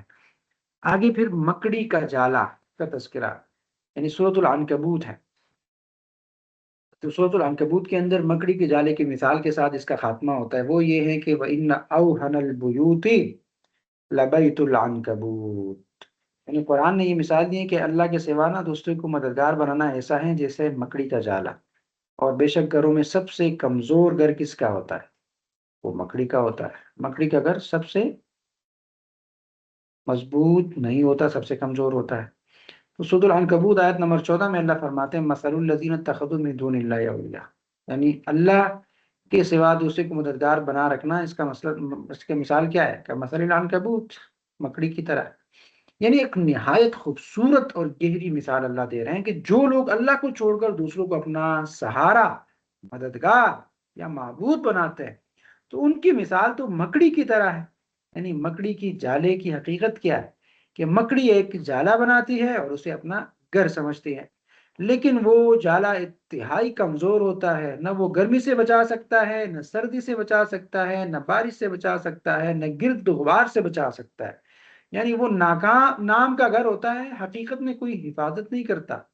تو اصل پیغام اس میں کیا ہے کہ اسی طرح جو لوگ بتوں یا غیر اللہ پر بھروسہ کرتے ہیں، ان سے امیدیں رکھتے ہیں، انہیں مشکل کشا سمجھتے ہیں، تو وہ بھی در حقیقت ایک کمزور سہارے پر کھڑے ہیں، کیونکہ وہ نہ نفع دے سکتے ہیں، نہ نقصان دے سکتے ہیں، نہ دنیا میں فائدہ، نہ آخرت میں کوئی فائدہ۔ تو آیت کے آخر میں اللہ نے ایک بہت سخت حقیقت بیان کی، وہ یہ ہے کہ جس طرح مکڑی کا جالا سب سے کمزور گھر ہے، اسی طرح بت پرستی کا دین میں یا بت پرستی کا دین بھی وہ کیا ہے، سب سے کمزور اور بے حقیقت ہے۔ اگر یہ لوگ حقیقت کو سمجھ لیتے نا تو کبھی اس راستے کو اختیار نہ کر لیتے۔ یعنی اصل سبق کیا مل رہا ہے کہ اصل سہارا تو اللہ تعالیٰ ہے، غیر اللہ پر اعتماد تو ایک دھوکہ ہے، ایک فریب ہے، ایک شرک ہے۔ ظاہری سہارا تو مضبوط نظر آ سکتا ہے مگر حقیقت میں کمزور ہو سکتا ہے۔ اور اس میں ایک علمی نکتہ یہ سمجھ لیجئے کہ علی المرتضیٰ فرماتے ہیں کہ اپنے گھروں سے مکڑی کے جالے کو نا صاف کیا کرو، جو دیواروں پہ جو مکڑی کے جالے ہوتے ہیں، کیونکہ انہیں چھوڑ دینا یہ تنگ دستی یعنی رزق کی کمی کا ایک سبب بھی بنتا ہے، تو لہٰذا گھروں میں اس کو نہ چھوڑو، اس کی صفائی کرو۔ تو خلاصہ کیا ہوا کہ جناب غیر اللہ پر بھروسہ مکڑی کے جالے جیسا کمزور سہارا ہے، اصل طاقت اور مدد تو اللہ تعالیٰ کی ہے۔ تو انسان کو چاہیے کہ اپنے دل کو مضبوط بنیاد پر قائم کرے، کمزور سہاروں پر اپنے آپ کو استوار نہ کرے۔ اور جو باطل کے نظام ہیں، یہ مادی سہارے ہیں، یہ جھوٹے خدا، یہ سب مکڑی کے جالے کی طرح ہے۔ دیکھنے میں یہ بڑی قوت والے لگتے ہیں، مکمل لگتا ہے، لیکن حقیقت میں یہ بہت کمزور ہوتا ہے۔ اب یہ نا توحید پر قائم رہنے والے لوگ، ان کے پاس طاقت اور سہارا نہ بھی ہو لیکن مضبوط سہارا ہے۔ اللہ نے کہا جو میرے سہارے میں آ گیا نا فقد استمسک بالعروۃ الوثقی، تو اس نے ایک مضبوط سہارا تام لیا۔ ٹھیک ہے، اگرچہ آپ کے پاس ٹیکنالوجی نہیں ہے لیکن ایمان ہے، تو ایمان کا بڑا سہارا ہوتا ہے۔ دوسری طرف امریکہ، اسرائیل ہے، مغربی قوت ہیں، ویسٹ ہیں، ان کے پاس قوت ہیں، طاقت ہے، تو ان وہ ظاہری طور پر ہمیں بڑے اچھے لگتے ہیں اور بڑے طاقتور لگتے ہیں، مادی سہارے لگتے ہیں، ٹیکنالوجی میں بڑے آگے ہیں، لیکن حقیقت میں ان کی مثال بھی مکڑی کے جالے کی طرح ہے۔ اگر ایماندار اور مومنین متحد ہو گئے نا تو ایک مار بھی نہیں ہے یہ۔ ہاں، ان کے پاس قوت نہیں ہے ایمان کی قوت، اور ایمان کی قوت جس کے پاس ہونا تو وہ دنیا میں کبھی کسی سے ڈرتے نہیں ہیں۔ لیکن ہم چونکہ بے ایمان ہو گئے ہیں اور ایمان حقیقی ہمارے دلوں میں ہے نہیں، تو اس وجہ سے ہماری دنیا میں کوئی قوت نہیں ہے۔ تو یہ ہمیں بتاتا ہے کہ یہ جتنے بھی سہارے ہیں، یہ مکڑی کی جالے کی طرح کمزور ترین سہارے ہیں۔ لہٰذا اللہ کے علاوہ، انفرادی طور پر مجھے اور آپ کو یہ پیغام ہے کہ اللہ کے علاوہ اگر آپ نے مال کو سہارا بنایا ہوا ہے، آپ نے کسی نظام کو سہارا بنایا ہوا ہے، کسی جاب کو سہارا بنایا ہوا ہے، تو یہ کوئی سہارا نہیں ہے، سہارا اللہ ہونا چاہیے۔ یہ ساری چیزیں تو عنکبوت کی طرح ہے، مال عنکبوت کی طرح، اس کی اپنی کوئی حیثیت نہیں ہے، ختم ہو جائے گی۔ باقی چیزوں سے اگر میں نے اور آپ نے سہارے بنائے ہیں اور سہارے ڈھونڈ رہے ہیں، تو اللہ رب العالمین اس کی تو توجہ دلا رہا ہے کہ اللہ کے علاوہ کسی اور پر سہارا، کسی اور کا سہارا نہیں لینا چاہیے۔ اسی طرح آخر میں اللہ رب العالمین فرماتے ہیں کہ والذین جاہدوا فینا لنہدینہم سبلنا وان اللہ لمع المحسنین، اور جنہوں نے ہماری راہ میں کوشش کی تو ضرور ہم انہیں راستہ دکھائیں گے، اور بے شک اللہ نیکوکاروں کے ساتھ ہیں۔ جو لوگ نیک کام کرتے ہیں تو اللہ اس کے ساتھ ہے۔ تو والذین جاہدوا فینا لنہدینہم سبلنا، یعنی جنہوں نے ہماری راہ میں کوشش کی تو ضرور ہم انہیں اپنے راستے دکھا دیں گے۔ اس آیت کے نا بہت وسیع معنی ہو سکتے ہیں، بہت کئی معنی ہو سکتے ہیں۔ مثال کے طور پہ حضرت عبداللہ بن عباس رضی اللہ تعالیٰ عنہ فرماتے ہیں کہ اس کا ایک معنی یہ ہے کہ جنہوں نے ہماری اطاعت کرنے میں کوشش کی تو ہم انہیں ضرور ثواب کے راستے دکھا دیں گے۔ یعنی اللہ فرما رہے ہیں کہ جو میری اطاعت کرے گا تو ہم اس کو راہ راست پہ چلا لیں گے۔ ایک معنی یہ ہے۔ دوسرا یہ ہے کہ جو لوگ توبہ کرنے میں کوشش کریں گے تو ہم ضرور انہیں اخلاص کے راستے دکھا دیں گے۔ کس سے گناہ ہوا اور وہ ہمیشہ گناہ سے توبہ کرنے کی کوشش کرتی ہے، تو اللہ فرماتے ہیں کہ ہم ضرور انہیں راستے دکھا دیں گے، اخلاص کے راستے دکھا دیں گے۔ تیسرا معنی اس کا یہ ہے کہ جو لوگ علم حاصل کرنے میں کوشش کریں گے تو ہم ضرور انہیں علم کی راہ دکھا دیں گے۔ یعنی پیغام ہے آپ سب کو کہ جو خلوص کے ساتھ، اخلاص کے ساتھ دور قرآن میں شامل ہو رہے ہیں اور اس طرح دین اسلام کی تعلیم حاصل کرنے کے لیے مسلسل کوشش اور اسٹرگل اور جدوجہد کرتے ہیں، تو اللہ کہہ رہے ہیں کہ الذین جاہدوا فینا لنہدینہم سبلنا، جو میرے دین کا علم سیکھنے کے لیے آ رہی ہے تو میں کیا کروں گا؟ میں علم کی راہیں کھول دوں گا، میں ان کو علم کی راہیں دکھا دوں گا، میں ان کو سب سے اچھا بنا دوں گا۔ تو یہ ایک خوشخبری ہے آپ سب کے لیے، جو سن رہے ہیں، جو آ رہے ہیں، جو مزید بھی اس کو جاری رکھیں گے اس سلسلے کو، تو اللہ رب العالمین اس آیت پہ یہ پیغام دے رہے ہیں کہ میں مزید راستے دکھا دوں گا۔ اور ایک اس کا معنی یہ ہے کہ جو سنت کو قائم کرنے میں کوشش کرے گا تو ہم انہیں جنت کے راستے دکھا دیں گے۔ دراصل یہ آیت کریمہ شریعت کی جامع تعریف بھی ہے، یعنی جو توبہ میں کوشش کریں گے تو انہیں اخلاص کی، اور جو طلب علم میں کوشش کریں گے تو انہیں علم کی، اور جو اتباع سنت میں کوشش کریں گے تو انہیں جنت کی راہ دکھا دیں گے۔ تو اللہ تعالیٰ تک پہنچنے میں نا اتنے زیادہ راستے ہیں تو جتنے تمام مخلوق کے سانس ہیں، تو اللہ رب العالمین مختلف طریقوں سے انسان کو نوازتا ہے۔ آخر میں فرمایا کہ ان اللہ لمع المحسنین، بے شک اللہ تعالیٰ نیکوکاروں کے ساتھ ہے، احسان کرنے والوں کے ساتھ ہے، اچھا کام کرنے والوں کے ساتھ ہے۔ یعنی بے شک اللہ تعالیٰ نیک لوگوں کے ساتھ ہے، دنیا میں ان کی مدد بھی کرتا ہے، نصرت بھی کرتا ہے، اور آخرت میں انہیں مغفرت اور ثواب سے سرفراز بھی فرمائے گا۔ یہ بنیادی پیغام یہاں اس آیت کے اندر دیا گیا۔ اور پھر یہ بنیادی پیغام یہ بھی سمجھا دیا گیا کہ دیکھیں دنیا کے اندر جو ظالم ہیں، جابر ہیں، اور وہ ظلم کر رہے ہیں اور اللہ ان کو فوری طور پر نہیں پکڑتا، تو ظالموں کے لیے اللہ نے ڈیل رکھی ہے، ڈیل۔ اللہ ڈیل دیتا ہے، ان کو سہولت دیتا ہے، فوراً نہیں پکڑتا، لیکن جب اللہ پکڑتا ہے تو اللہ کی پکڑ بڑی سخت ہوتی ہے۔ تو اسی لیے آپ دیکھتے ہیں کہ ظالم آج کل بڑا ظلم کر رہے ہیں اور بڑا آگے بڑھ رہے ہیں۔ تو اس کا ہر کسی یہ مطلب نہیں ہے کہ اللہ ان کو دیکھ نہیں رہا اور اللہ کے علم میں نہیں ہے، اللہ کے علم میں ہے۔ اللہ ظالم کو ڈیل دیتا ہے تاکہ مزید یہ سرکشی اور بغاوت پر اتر آئے، پھر جب اللہ پکڑتا ہے تو پھر آپ نے پیچھے واقعات دیکھے کہ اللہ کیسے پکڑتا ہے۔ کہ جتنے بھی اقوام کے واقعات اللہ نے ہمارے قرآن میں ہمارے لیے ذکر کیے نصیحت کے لیے، تو ان کو بھی میں نے ڈیل دی تھی، وہ سرکشی اور بغاوت کرتے رہے، تو پھر آخر میں جب میں پکڑتا ہوں تو پھر میں اسے پکڑتا ہوں۔ تو اللہ رب العالمین ہم سب کو محفوظ رکھے۔ ٹیک اویز کیا ہے جی؟ خلاصے کلام کیا ہے؟ پہلی بات تو ہم نے یہ سمجھ لی کہ دنیاوی طاقت اور دولت یہ دونوں چیزیں فانی ہیں، اور اس کی مثال کیا ہے؟ طاقت فرعون کے پاس تھی تو غرق ہو گیا، سمندر کے اندر اللہ نے غرق کر دیا، اور اللہ رب العالمین نے بنی اسرائیل کو نجات دے دی جو کہ کمزور تھے۔ تو ایک طرف طاقت اور ایک طرف کمزور، دونوں میں دیکھا کیا چیز فانی ہو گئی؟ طاقت کمزور ہو گئی اور فانی ہو گئی۔ دوسری طرف دیکھیے گا دولت یہ فانی ہے، اس کی مثال قارون ہے۔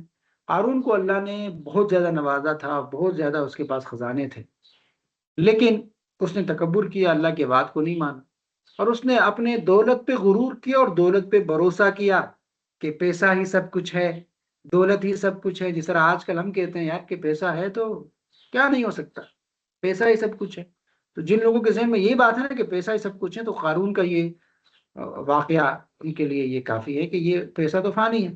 یہ تو قارون بھی کہتا تھا کہ پیسہ ہی سب کچھ ہے، میرے پاس دولت ہے، میرے پاس پیسہ ہے، جاہ و جلال ہے، بینک بیلنس ہیں، تو اس کے اندر غرور آ گیا، تکبر آ گیا، تو اس مال نے اس کو نہیں بچا سکا، وہ مال اس کو نہیں بچا سکا۔ اللہ رب العالمین نے قارون کو اس کے مال سمیت زمین کے اندر دھنسا دیا۔ تو مال وفادار ہوتا تو اس کو بچا لیتا، لیکن اللہ کے عذاب سے نہیں بچا سکا۔ یہ ٹیک اویز یہ ہے کہ طاقت، مال دونوں فانی چیزیں ہیں، دونوں آپ کو اللہ کے عذاب سے نہیں بچا سکتے۔ اور دوسرا پوائنٹ یہ ہے کہ اللہ کی مدد کمزور اسباب میں بھی آ سکتی ہے، اللہ کی مدد کمزور اسباب میں بھی آ سکتی ہے۔ موسیٰ اور فرعون کے واقعے کو دیکھیں، موسیٰ کمزور ہے، ایک طرف فرعون ظاہری طور پر طاقتور ہے، لیکن اللہ رب العالمین کی مدد آ رہی ہے موسیٰ علیہ السلام کے ساتھ۔ اور اسی طرح آگے سورۃ العنکبوت کا آغاز میں یہ بتایا گیا کہ ایمان جو ہے وہ ایمان لانا صرف یا ایمان کا دعویٰ کرنا یہ کافی نہیں ہے، بلکہ ایمان لانے کے ساتھ ساتھ اللہ رب العالمین انسان کو آزمائے گا بھی، اور آزمائش شرط ہے۔ آزمائش کیا ہے؟ یہ شرط ہے۔ اور آزمائش کیوں شرط ہے؟ تاکہ پتہ چلے کہ کون سچا ہے اور کون جھوٹا ہے، کس کا ایمان مضبوط ہے اور کس کا کم ہے، کون مومن ہے اور کون منافق ہے، کھرا اور سچا کون ہے، اس کا فرق معلوم کرنے کے لیے یہ آزمائش تو شرط ہوتی ہے۔ تو پھر اللہ رب العالمین انسان کو مختلف طریقے سے آزمائے گا۔ یعنی یہ کافی نہیں ہے کہ ہم یہ کہیں کہ امن نام ایمان لا چکے ہیں اور بس ہمیں آزمایا نہیں جائے گا اور ہمارے اوپر کوئی آزمائش نہیں آئے گی، یہ بالکل غلط بات ہے۔ اللہ کہہ رہے ہیں کہ آزمائش ضرور آئے گی۔ تو جو آزمائش ہماری زندگیوں میں ہے اس پر ہم نے سوچنا بھی ہے اور اس پر صبر کرنا ہے۔ اور چوتھی بات یہ ہے کہ اللہ کے سوا ہر سہارا وہ مکڑی کی جالے کی طرح کمزور ہیں، اصل سہارا اللہ کا ہے۔ اللہ پر بھروسہ رکھے، اللہ سے محبت رکھے، اللہ کی قوت کو اپنے دل سے مانے، اور اللہ رب العالمین کے ساتھ توحید میں کسی کو شریک نہ ٹھہرائے، اللہ ہی کو ہر معاملے میں سہارا بنائے، اللہ کے علاوہ کوئی اور سہارا وہ بالکل کمزور ہے۔ تو ان آیات سے اپنی ایمان کو مضبوط کریں اور اللہ رب العالمین پر بھروسہ رکھیں۔ اللہ رب العالمین سے دعا ہے کہ اللہ رب العالمین ہمیں قرآن کریم سمجھنے، اس پر عمل کرنے کے ہمیں توفیق عطا فرمائے۔ یہ آج کی نشست ہے، پارہ نمبر 20 کا مکمل خلاصہ۔ اللہ عمل کرنے کی توفیق عطا فرمائے۔ قولوا قولی ھذا استغفر اللہ لی ولکم ولسائر المسلمین۔ اب ہم بڑھیں گے جی اپنے دوسرے مرحلے کی طرف۔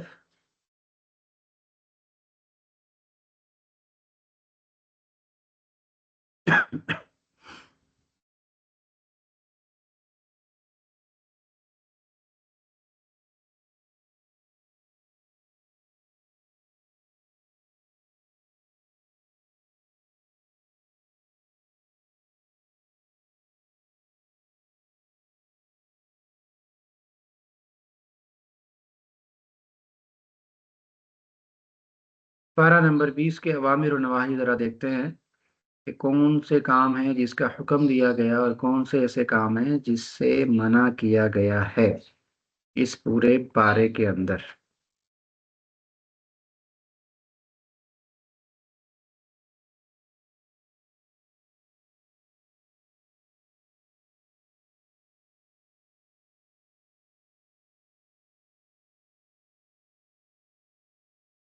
یہ لے جی، آپ سب کو شو ہو رہی ہے کتاب؟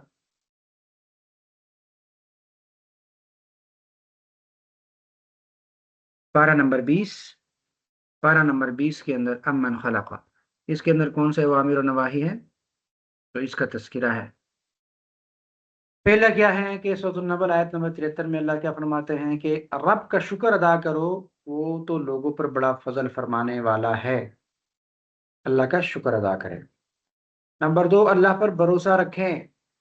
نمبر 3، بلائی لے کر آؤ، اس سے زیادہ بہتر صلہ ملے گا، یعنی بلائی کرو گے تو اللہ بہتر اجر دے گا، ہاں؟ اللہ کی طرف بلائی لے کر آؤ گے تو اللہ آپ کو بہتر دے گا، تو اس کا مطلب ہے کہ بلائی کرتے رہو۔ اور آگے ہیں کہ اللہ تعالیٰ کے پاس برائی لیے ہوئے مت آنا، ایسے سب لوگ اوندے منہ آگ میں پھینکے جائیں گے، یعنی برائی کر کے اللہ کے پاس نہیں جانا ورنہ جہنم میں پھینک دے گا۔ اصل پوائنٹ کیا ہے کہ برائی مت کرو، پوائنٹ کیا ہے اس میں، برائی مت کرو، کیونکہ برائی کریں گے، برائیاں جمع ہوں گی تو برائیاں لے کے پھر اللہ کے پاس جائیں گے آپ، پوائنٹ سمجھ رہے ہیں؟ برائیاں مت کرو۔ اور پھر بات کی جا رہی ہے کہ شہر مکہ کے رب کی بندگی کرو اور مسلم بن کر رہو، یعنی اللہ رب العالمین کی بندگی کرو اور مسلم بن کر رہو، اور یہ کہ قرآن پڑھ کر سناؤ، قرآن کریم کی تلاوت کیا کرو، اس کو پڑھو، لوگوں کو سناؤ۔ تو اس کے لیے کیا کرنا پڑے گا؟ یہ تو حکم ہے کہ قرآن پڑھ کر سناؤ، تو قرآن پڑھ کر سنانے کے لیے تو آپ کو قرآن پڑھنا آنا چاہیے نا۔ قرآن پڑھنا آنا کیسا آئے گا؟ قرآن کو تجوید کے ساتھ پڑھنا چاہیے، کیونکہ قرآن عربی زبان میں ہے، ہم عجمی ہیں، تو عجموں کو پھر عربی سیکھنی پڑے گی تاکہ قرآن کو درست پڑھ سکے۔ اور اسی طرح اللہ تعالیٰ سے اپنے گناہوں کی معافی مانگتے رہو، یعنی توبہ کرنا چاہیے۔ یہ ہم اپنی ایک عادت بنائیں کہ ہمیشہ ہم گناہ سے معافی مانگتے رہیں، ہمیں شرمندگی ہو، پچھتاوا ہو، اور انسان چونکہ خطا کار ہے، گناہ گار ہے، سیاہ کار ہے، تو لہذا گناہ ہو گیا تو اس پر پھر توبہ مانگیں، اللہ کی طرف رجوع کریں، تو یہ امر ہے جی، اس کو اپنے عمل میں لانا ہے۔ اور ساتھ میں زمین میں اپنی بڑائی کا گمنڈ مت کرو، تکبر مت کرو، غرور مت کرو۔ وہ غرور پیسے کا بھی ہو سکتا ہے، علم کا بھی ہو سکتا ہے، جاب کا بھی ہو سکتا ہے، کسی بھی چیز کا ہو سکتا ہے، لہذا گمنڈ مت کرو، کوئی حیثیت نہیں آپ۔ اور برائی کو بلائی سے دفع کرو اور ہمارے عطا کردہ رزق میں سے خرچ کرو۔ برائی کو بلائی سے دفع کرو، اس کا مطلب کیا ہے؟ کوئی آپ سے برائی کرے تو آپ بھی برائی نہ کریں، کوئی برائی کرے تو آپ کیا کریں؟ اچھائی کرے، برائی کو بلائی سے دفع کرو، یعنی آپ کے ساتھ کسی نے برا کیا تو اب آپ نے برا نہیں کرنا، آپ نے اس کے ساتھ اچھا کرنا ہے۔ اور جاہلوں کا طریقہ مت اختیار کرو، جاہلوں کی طرح اٹھک بیٹھک اور باتیں مت کرو، ظالم مت بنو ورنہ ہلاک ہو جاؤ گے، ظالم مت بنو۔ تو یہ دونوں اوامر ہیں، نواہی ہے۔ جاہل کا سا طریقہ مت اختیار کرو اور ظالم مت بنو ورنہ ہلاک ہو جاؤ گے، یعنی ظلم کے ساتھ ہلاکت لازمی ہے، جہاں جو ظلم کرے گا تو وہ ایک دن ہلاک ضرور ہوگا۔ اور پھر کہہ رہے ہیں کہ آج توبہ کر لو، ایمان لے آؤ، نیک عمل کرو اور اپنی فلاح اور کامیابی کی توقع رکھو۔ مجھے اور آپ کو کیا پیغام ہے کہ بس بس بس آج ہی توبہ کرو، آج کے بعد اپنے ایمان کو مضبوط کرو، آج کے بعد جو ہے وہ عمل کرنے کی کوشش کرو، تو انشاءاللہ اللہ کامیاب کرے گا۔ پیغام یہ ہے۔ اور پھر ہے کہ اللہ تعالیٰ کے علاوہ کسی اور کو عبادت کا مستحق مت ٹھہراؤ، وہ کوئی بھی ہو سکتا ہے، انسان، قوت، طاقت، ہاں، کوئی فلسفہ، کوئی پالیسی، کوئی گورنمنٹ، کسی کو بھی عبادت کا مستحق مت ٹھہراؤ۔ تو عبادت کا مطلب کیا ہے؟ ہم میں سے بہت سارے لوگ عبادت صرف نماز، روزہ، زکوٰۃ، حج کو سمجھتے ہیں، تو اسی لیے جب بھی اس طرح کی آیات قرآن کریم کی ہوتی ہے نا کہ اللہ کے علاوہ کسی کو عبادت کا مستحق مت ٹھہراؤ، تو ہم کہتے ہیں جناب علی ہم تو کسی کی عبادت ہی نہیں کرتے، ہم تو اللہ کے سامنے سجدہ کرتے ہیں، ہمارے ذہن میں یہ آتا ہے۔ تو یہ قرآن کریم میں اللہ کا توحید بہت تفصیل سے بیان کیا گیا ہے، اور یہ ایک واحد چیز ہے جس کو تکرار کے ساتھ ذکر ہے، اور میں نے بھی اس اوامر کو تکرار کے ساتھ ادھر رکھا ہے۔ اب اس پوائنٹ کو سمجھے کہ اصل میں عبادت ہے کیا چیز۔ ہم عبادت کا جو کنسپٹ ہمارے ذہنوں میں ہے نا، تو ہمارے ذہنوں میں عبادت کا کنسپٹ بہت ہی محدود ہے، تو اس محدود کنسپٹ کی وجہ سے ہم کیا سمجھ رہے ہیں جی؟ ہم یہ سمجھ رہے ہیں کہ ہم تو اللہ کے علاوہ کسی اور کی عبادت نہیں کر رہے۔ بھائی عبادت کا مطلب بندگی ہے، انکساری ہے، خشوع ہے، اور بندگی کا مطلب ہے سری تسلیم خم کرنا، اور اصل میں مسلسل تسلیمی خم کرنا اور بات ماننا۔ تو عبادت کا مطلب کیا ہے؟ فرمان برداری اور بات ماننا۔ تو جس کی بندہ بات مانتا ہے، فرمان بردار ہوتا ہے، تو اس کی انسان بندگی کرتا ہے۔ تو اب اللہ کہہ رہے ہیں کہ اللہ کے علاوہ کسی اور کی عبادت مت کرو، تو اس کا مطلب کیا ہے کہ کسی اور کی بندگی نہ کرو، کسی اور کی ہر بات کو نہ مانو، کسی اور کو اللہ کا درجہ نہ دو، یہ بات ہو رہی ہے۔ اب آپ بتائیں نا، خدا کو حاضر ناظر کر کے بتائیں کہ کیا ہم اللہ کے علاوہ کسی اور کی عبادت نہیں کر رہے؟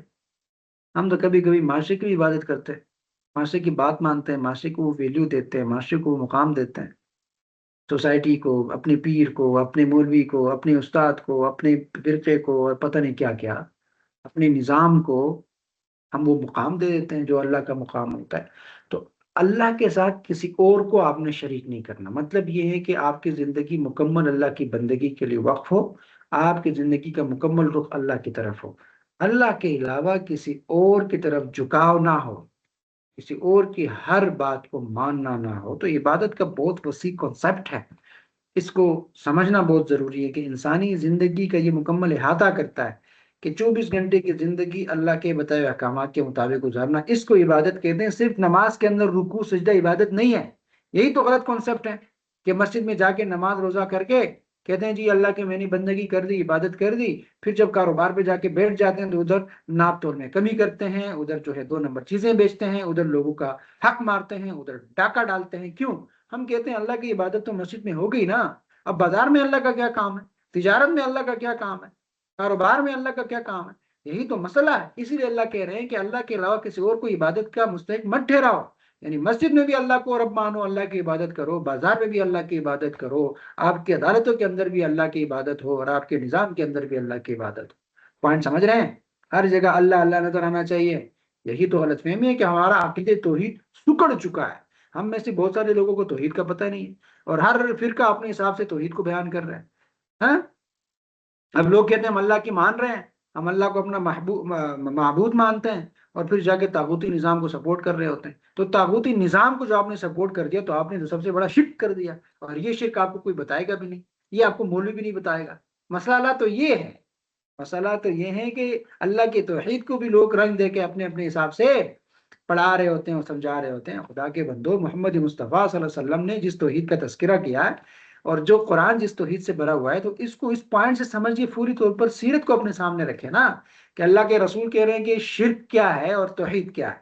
اللہ کے رسول شرک کی ساری بتوں کو ختم کرتے ہیں، اور اس پہ قرات نہیں کرتے کہ جناب بت ختم ہوگی تو ٹھیک ہے، ہم صرف یہ کعبے کے اندر اللہ اللہ کریں گے۔ باہر جو ملک ہے اس کے اندر آپ کا نظام چلے گا، سرمایہ دارانہ نظام چلے گا، ظلم کا نظام چلے گا، جبر کا نظام چلے گا، بس ٹھیک ہے، اسی کو میں توحید سمجھتا ہوں۔ ایسا تو نہیں کیا اللہ کے رسول۔ اللہ کے رسول نے کیا کہا؟ پورے نظام کو چیلنج کر رہا ہوں، اس پورے نظام میں مجھے اللہ نظر آنا چاہیے۔ خانہ کعبہ کے اندر بت بھی توڑوں گا، آپ کے مارکیٹ کے اندر جو تجارت ہو رہی ہے اس پہ بھی طاغوتی نظام ہے، اس کو توڑوں گا، ادھر بھی اللہ نظر آنا چاہیے۔ اور پھر مدینہ کی پوری ریاست کو قائم کر کے اللہ کے رسول نے بتایا کہ ہر جگہ اللہ ہے۔ اسی کو کہتے ہیں عبادت، کہ ہر جگہ اللہ اللہ نظر آئے، اسی کو کہتے ہیں توحید۔ تو توحید تو انسان کے پوری یہ زندہ جاوید قوت تھی ایک زمانے میں توحید۔ لوگ جو توحید مانتے تھے تو وہ دنیا کے سپر پاور کے سامنے ڈٹ جاتے تھے، اور لوگ ڈرتے تھے کہ یہ توحید والے لوگ ہیں۔ آج کل تو توحید والے لوگ بتنگڑ کی طرح اڑ جاتے ہیں، کیونکہ توحید ہے ہی نہیں۔ مطلب یہ کہ توحید کو سمجھا نہیں ہے لوگوں نے، توحید کو ایک فلسفہ علمی فلسفہ سمجھایا، فلسفہ علم سمجھا کے لوگ پڑھا دیتے ہیں۔ یہ زندہ قوت ہے، اس کو ایک زندہ قوت کے طور پر لینا چاہیے۔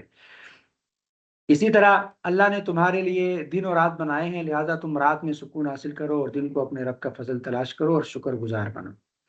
یعنی اس میں بات کیا ہو رہی ہے کہ رات سکون کے لیے تو رات کو سونا چاہیے، اور دن جو ہے وہ کمانے کے لیے تو دن کو کیا کرنا چاہیے؟ کاروبار کرنا چاہیے۔ آج کل ہمارے جدید ٹیکنالوجی کی وجہ سے یہ چیزیں الٹ پلٹ ہو رہی ہے۔ تو اللہ نے کہا نا رات کو میں نے آپ کے لیے لباس بنایا، تو انسانی جسم کو جو سکون رات کو ملتا ہے رات کے سونے میں، وہ دن کو نہیں ملتا۔ جتنے ہمارے فری لانسر ہیں رات کو کام کرتے ہیں دیر تک، ان کی زندگی میں نا مسائل آپ کو ضرور ملیں گے، کیونکہ وہ فطرت کے خلاف کام کر رہے ہیں۔ فطرت یہ ہے کہ رات کو سویا جائے اور صبح کام کیا جائے، لیکن جب آپ رات کو کام کرتے ہیں صبح سوتے ہیں تو پھر انسان کو مختلف قسم کے مسائل کا سامنا کرنا ہوتا ہے۔ اور اسی طرح اللہ کے عطا کردہ مال سے آخرت کا گھر بنانے کی فکر کرو، اور دنیا سے بھی اپنا حصہ فراموش مت کرو۔ اب یہ پوائنٹ یہ ہے کہ جو اللہ نے آپ کو مال دیا ہے نا، اس کو جیب کو پکڑ کے نہ رکھو، خرچ کرو، اللہ کے راستے میں دو، اور جب آپ اس کو دیں گے تو اس کا آپ کو گھر ملے گا جنت میں۔ تو اس دنیا میں آپ نے گھر بنا دیا، کئی پلاٹ بھی لے لیے اور فلاں فلاں گھر بھی بنا دیا، اور اس کو بیچیں گے اور اس کو بنائیں گے اور اس کو یہ کریں گے اس کو یہ کریں گے، اس دنیا کے لیے کیا کیا؟ یہ سب تو یہاں رہ جائیں گے نا۔ آپ اب آپ کے تو بچے ہیں، آپ کا سارا کچھ اس کو ٹرانسفر ہوگا، آپ کیا کریں گے؟ آپ کے پاس کیا ہے؟ کیا لے کے جا رہے ہیں؟ اپنی فکر۔ تو اللہ کہہ رہے ہیں کہ جو مال میں نے دیا ہے نا، اس میں سے اللہ کے راستے میں دے اور اپنا گھر جنت میں پہلے سے بنا دو۔ اگر آپ اپنا حصہ فراموش کریں گے نا تو بعد میں پھر آپ کو پچھتاوا ہوگا کہ یہ تو مجھے کرنا چاہیے تھا اس دنیا میں۔ تو خصوصاً میں خواتین کو یہ کہہ رہا ہوں کہ آپ اپنی زندگی میں اپنے مال سے اپنا حق نکالے، ورنہ بعد میں بچے کچھ نہیں کریں گے، بچوں بچوں نے آپ کچھ نہیں نکالنا۔ تو ایک حصہ آپ اپنا نکالیں تاکہ آخرت کا آپ کا سودا ہو جائے۔ اور پھر یہ ہے کہ احسان کر جس طرح اللہ نے تیرے اوپر احسان کیا، یعنی اللہ آپ پر احسان کر رہا ہے تو آپ لوگوں پر احسان کرو، احسان فراموش نہ بنو، نمک حرام نہ بنو، احسان کرو۔ اور زمین میں فساد برپا کرنے کی کوشش مت کرو، اللہ رب العالمین مفسدوں کو پسند نہیں کرتا۔ اب یہ اہم پوائنٹ ہے۔ اب اس کو سنتے ہوئے آپ کو لگ رہا ہوگا کہ یار سر، ہم کہاں فساد پھیلا رہے ہیں؟ ہمارے پاس نہ گن ہے نہ چھری ہے، نہ کسی کو مار سکتے ہیں نہ جھگڑا کر سکتے ہیں، ہم تو بس خاموش لوگ ہیں جی، ادھر آ کے بیٹھ گئے، سن لیا کلاس اور گھر میں چلے گئے، ادھر جا کے لیٹ گئے بیٹھ گئے بس۔ تو پوائنٹ سمجھ لیجئے گا، فساد کا مطلب ہرگز یہ نہیں ہے کہ آپ کسی پر خنجر چلا دو اور کسی پر کوئی جو ہے وہ ہتھیار اٹھا دو۔ آپ کے رویے اور کردار سے بھی فساد پیدا ہو سکتا ہے۔ آپ اگر بہو ہیں تو آپ کی وجہ سے اگر ساس ناراض ہے نا تو گھر کے اندر فساد آپ کی وجہ سے پیدا ہو گیا۔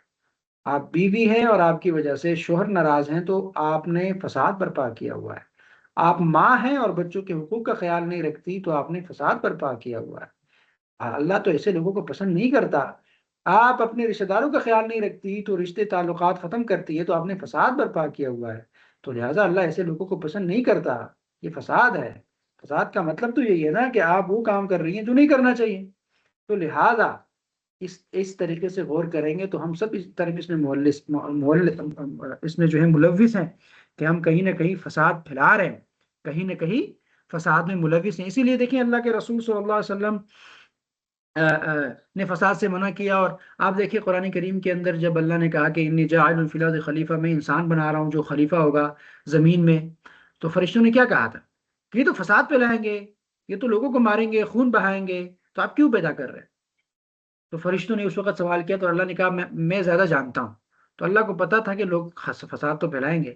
تو اب ذرا ایک منٹ کے لیے آپ نے سوچنا ہے، میں نے اور آپ نے کیا سوچنا ہے کہ کہیں ایسا نہ ہو کہ ہم وہ لوگ نہ بن جائے جس کے بارے میں فرشتے کہتے تھے کہ تو فساد پھیلائیں گے۔ تو میں اور آپ کہیں فساد تو نہیں پھیلا رہے۔ تو اپنا محاسبہ ضرور کرنا ہے، سوچنا ضرور ہے کہ کہیں ہم ان فساد والے لوگوں میں نہ ہو۔ تو لہذا جہاں جہاں آپ کو فساد دکھ رہا ہے اس فساد کو ختم کرنے کی کوشش کریں، اور ساتھ میں نیک عمل کرنے والے مومن بنیں اور صبر سے کام لیں۔ یعنی آپ جب ایمان لائیں تو اب نیک عمل کریں اور نیک عمل کر کے پھر اس پر مستقیم رہیں، صبر سے کام لیں، اور زمین میں اپنی بڑائی مت چاہو، ورنہ اور نہ ہی فساد سے کام لو۔ یعنی آپ یہ نہ چاہو کہ یار میں میرا نام ہی ہو، میرا کام ہی ہو، یہ بڑائی اور یہ تکبر، اس میں آپ مبتلا نہ ہو، اور اللہ تعالیٰ کے پاس بلائی لے کر آؤ، عند اللہ اس سے بہتر بلائی ملے گی۔ یعنی اللہ کے لیے آپ بلائی لے کے جائیں گے تو اللہ زیادہ بلائی دے گا۔ برائیاں مت کرو ورنہ ویسا ہی بدلہ ملے گا، آپ برائیاں کریں گے تو برا بدلہ ملے گا۔ اپنے رب کی طرف دعوت دو، اللہ کے ساتھ کسی اور کو مت پکارو۔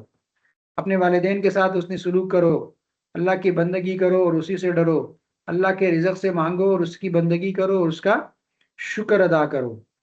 زمین میں اپنی بڑائی کا ذم مت کرو۔ یہ آخری بات تو یہی جا کے ختم ہو گیا کہ زمین میں اپنی بڑائی کا ذم مت کرو، 2 دفعہ یہ ریپیٹ ہو رہا ہے۔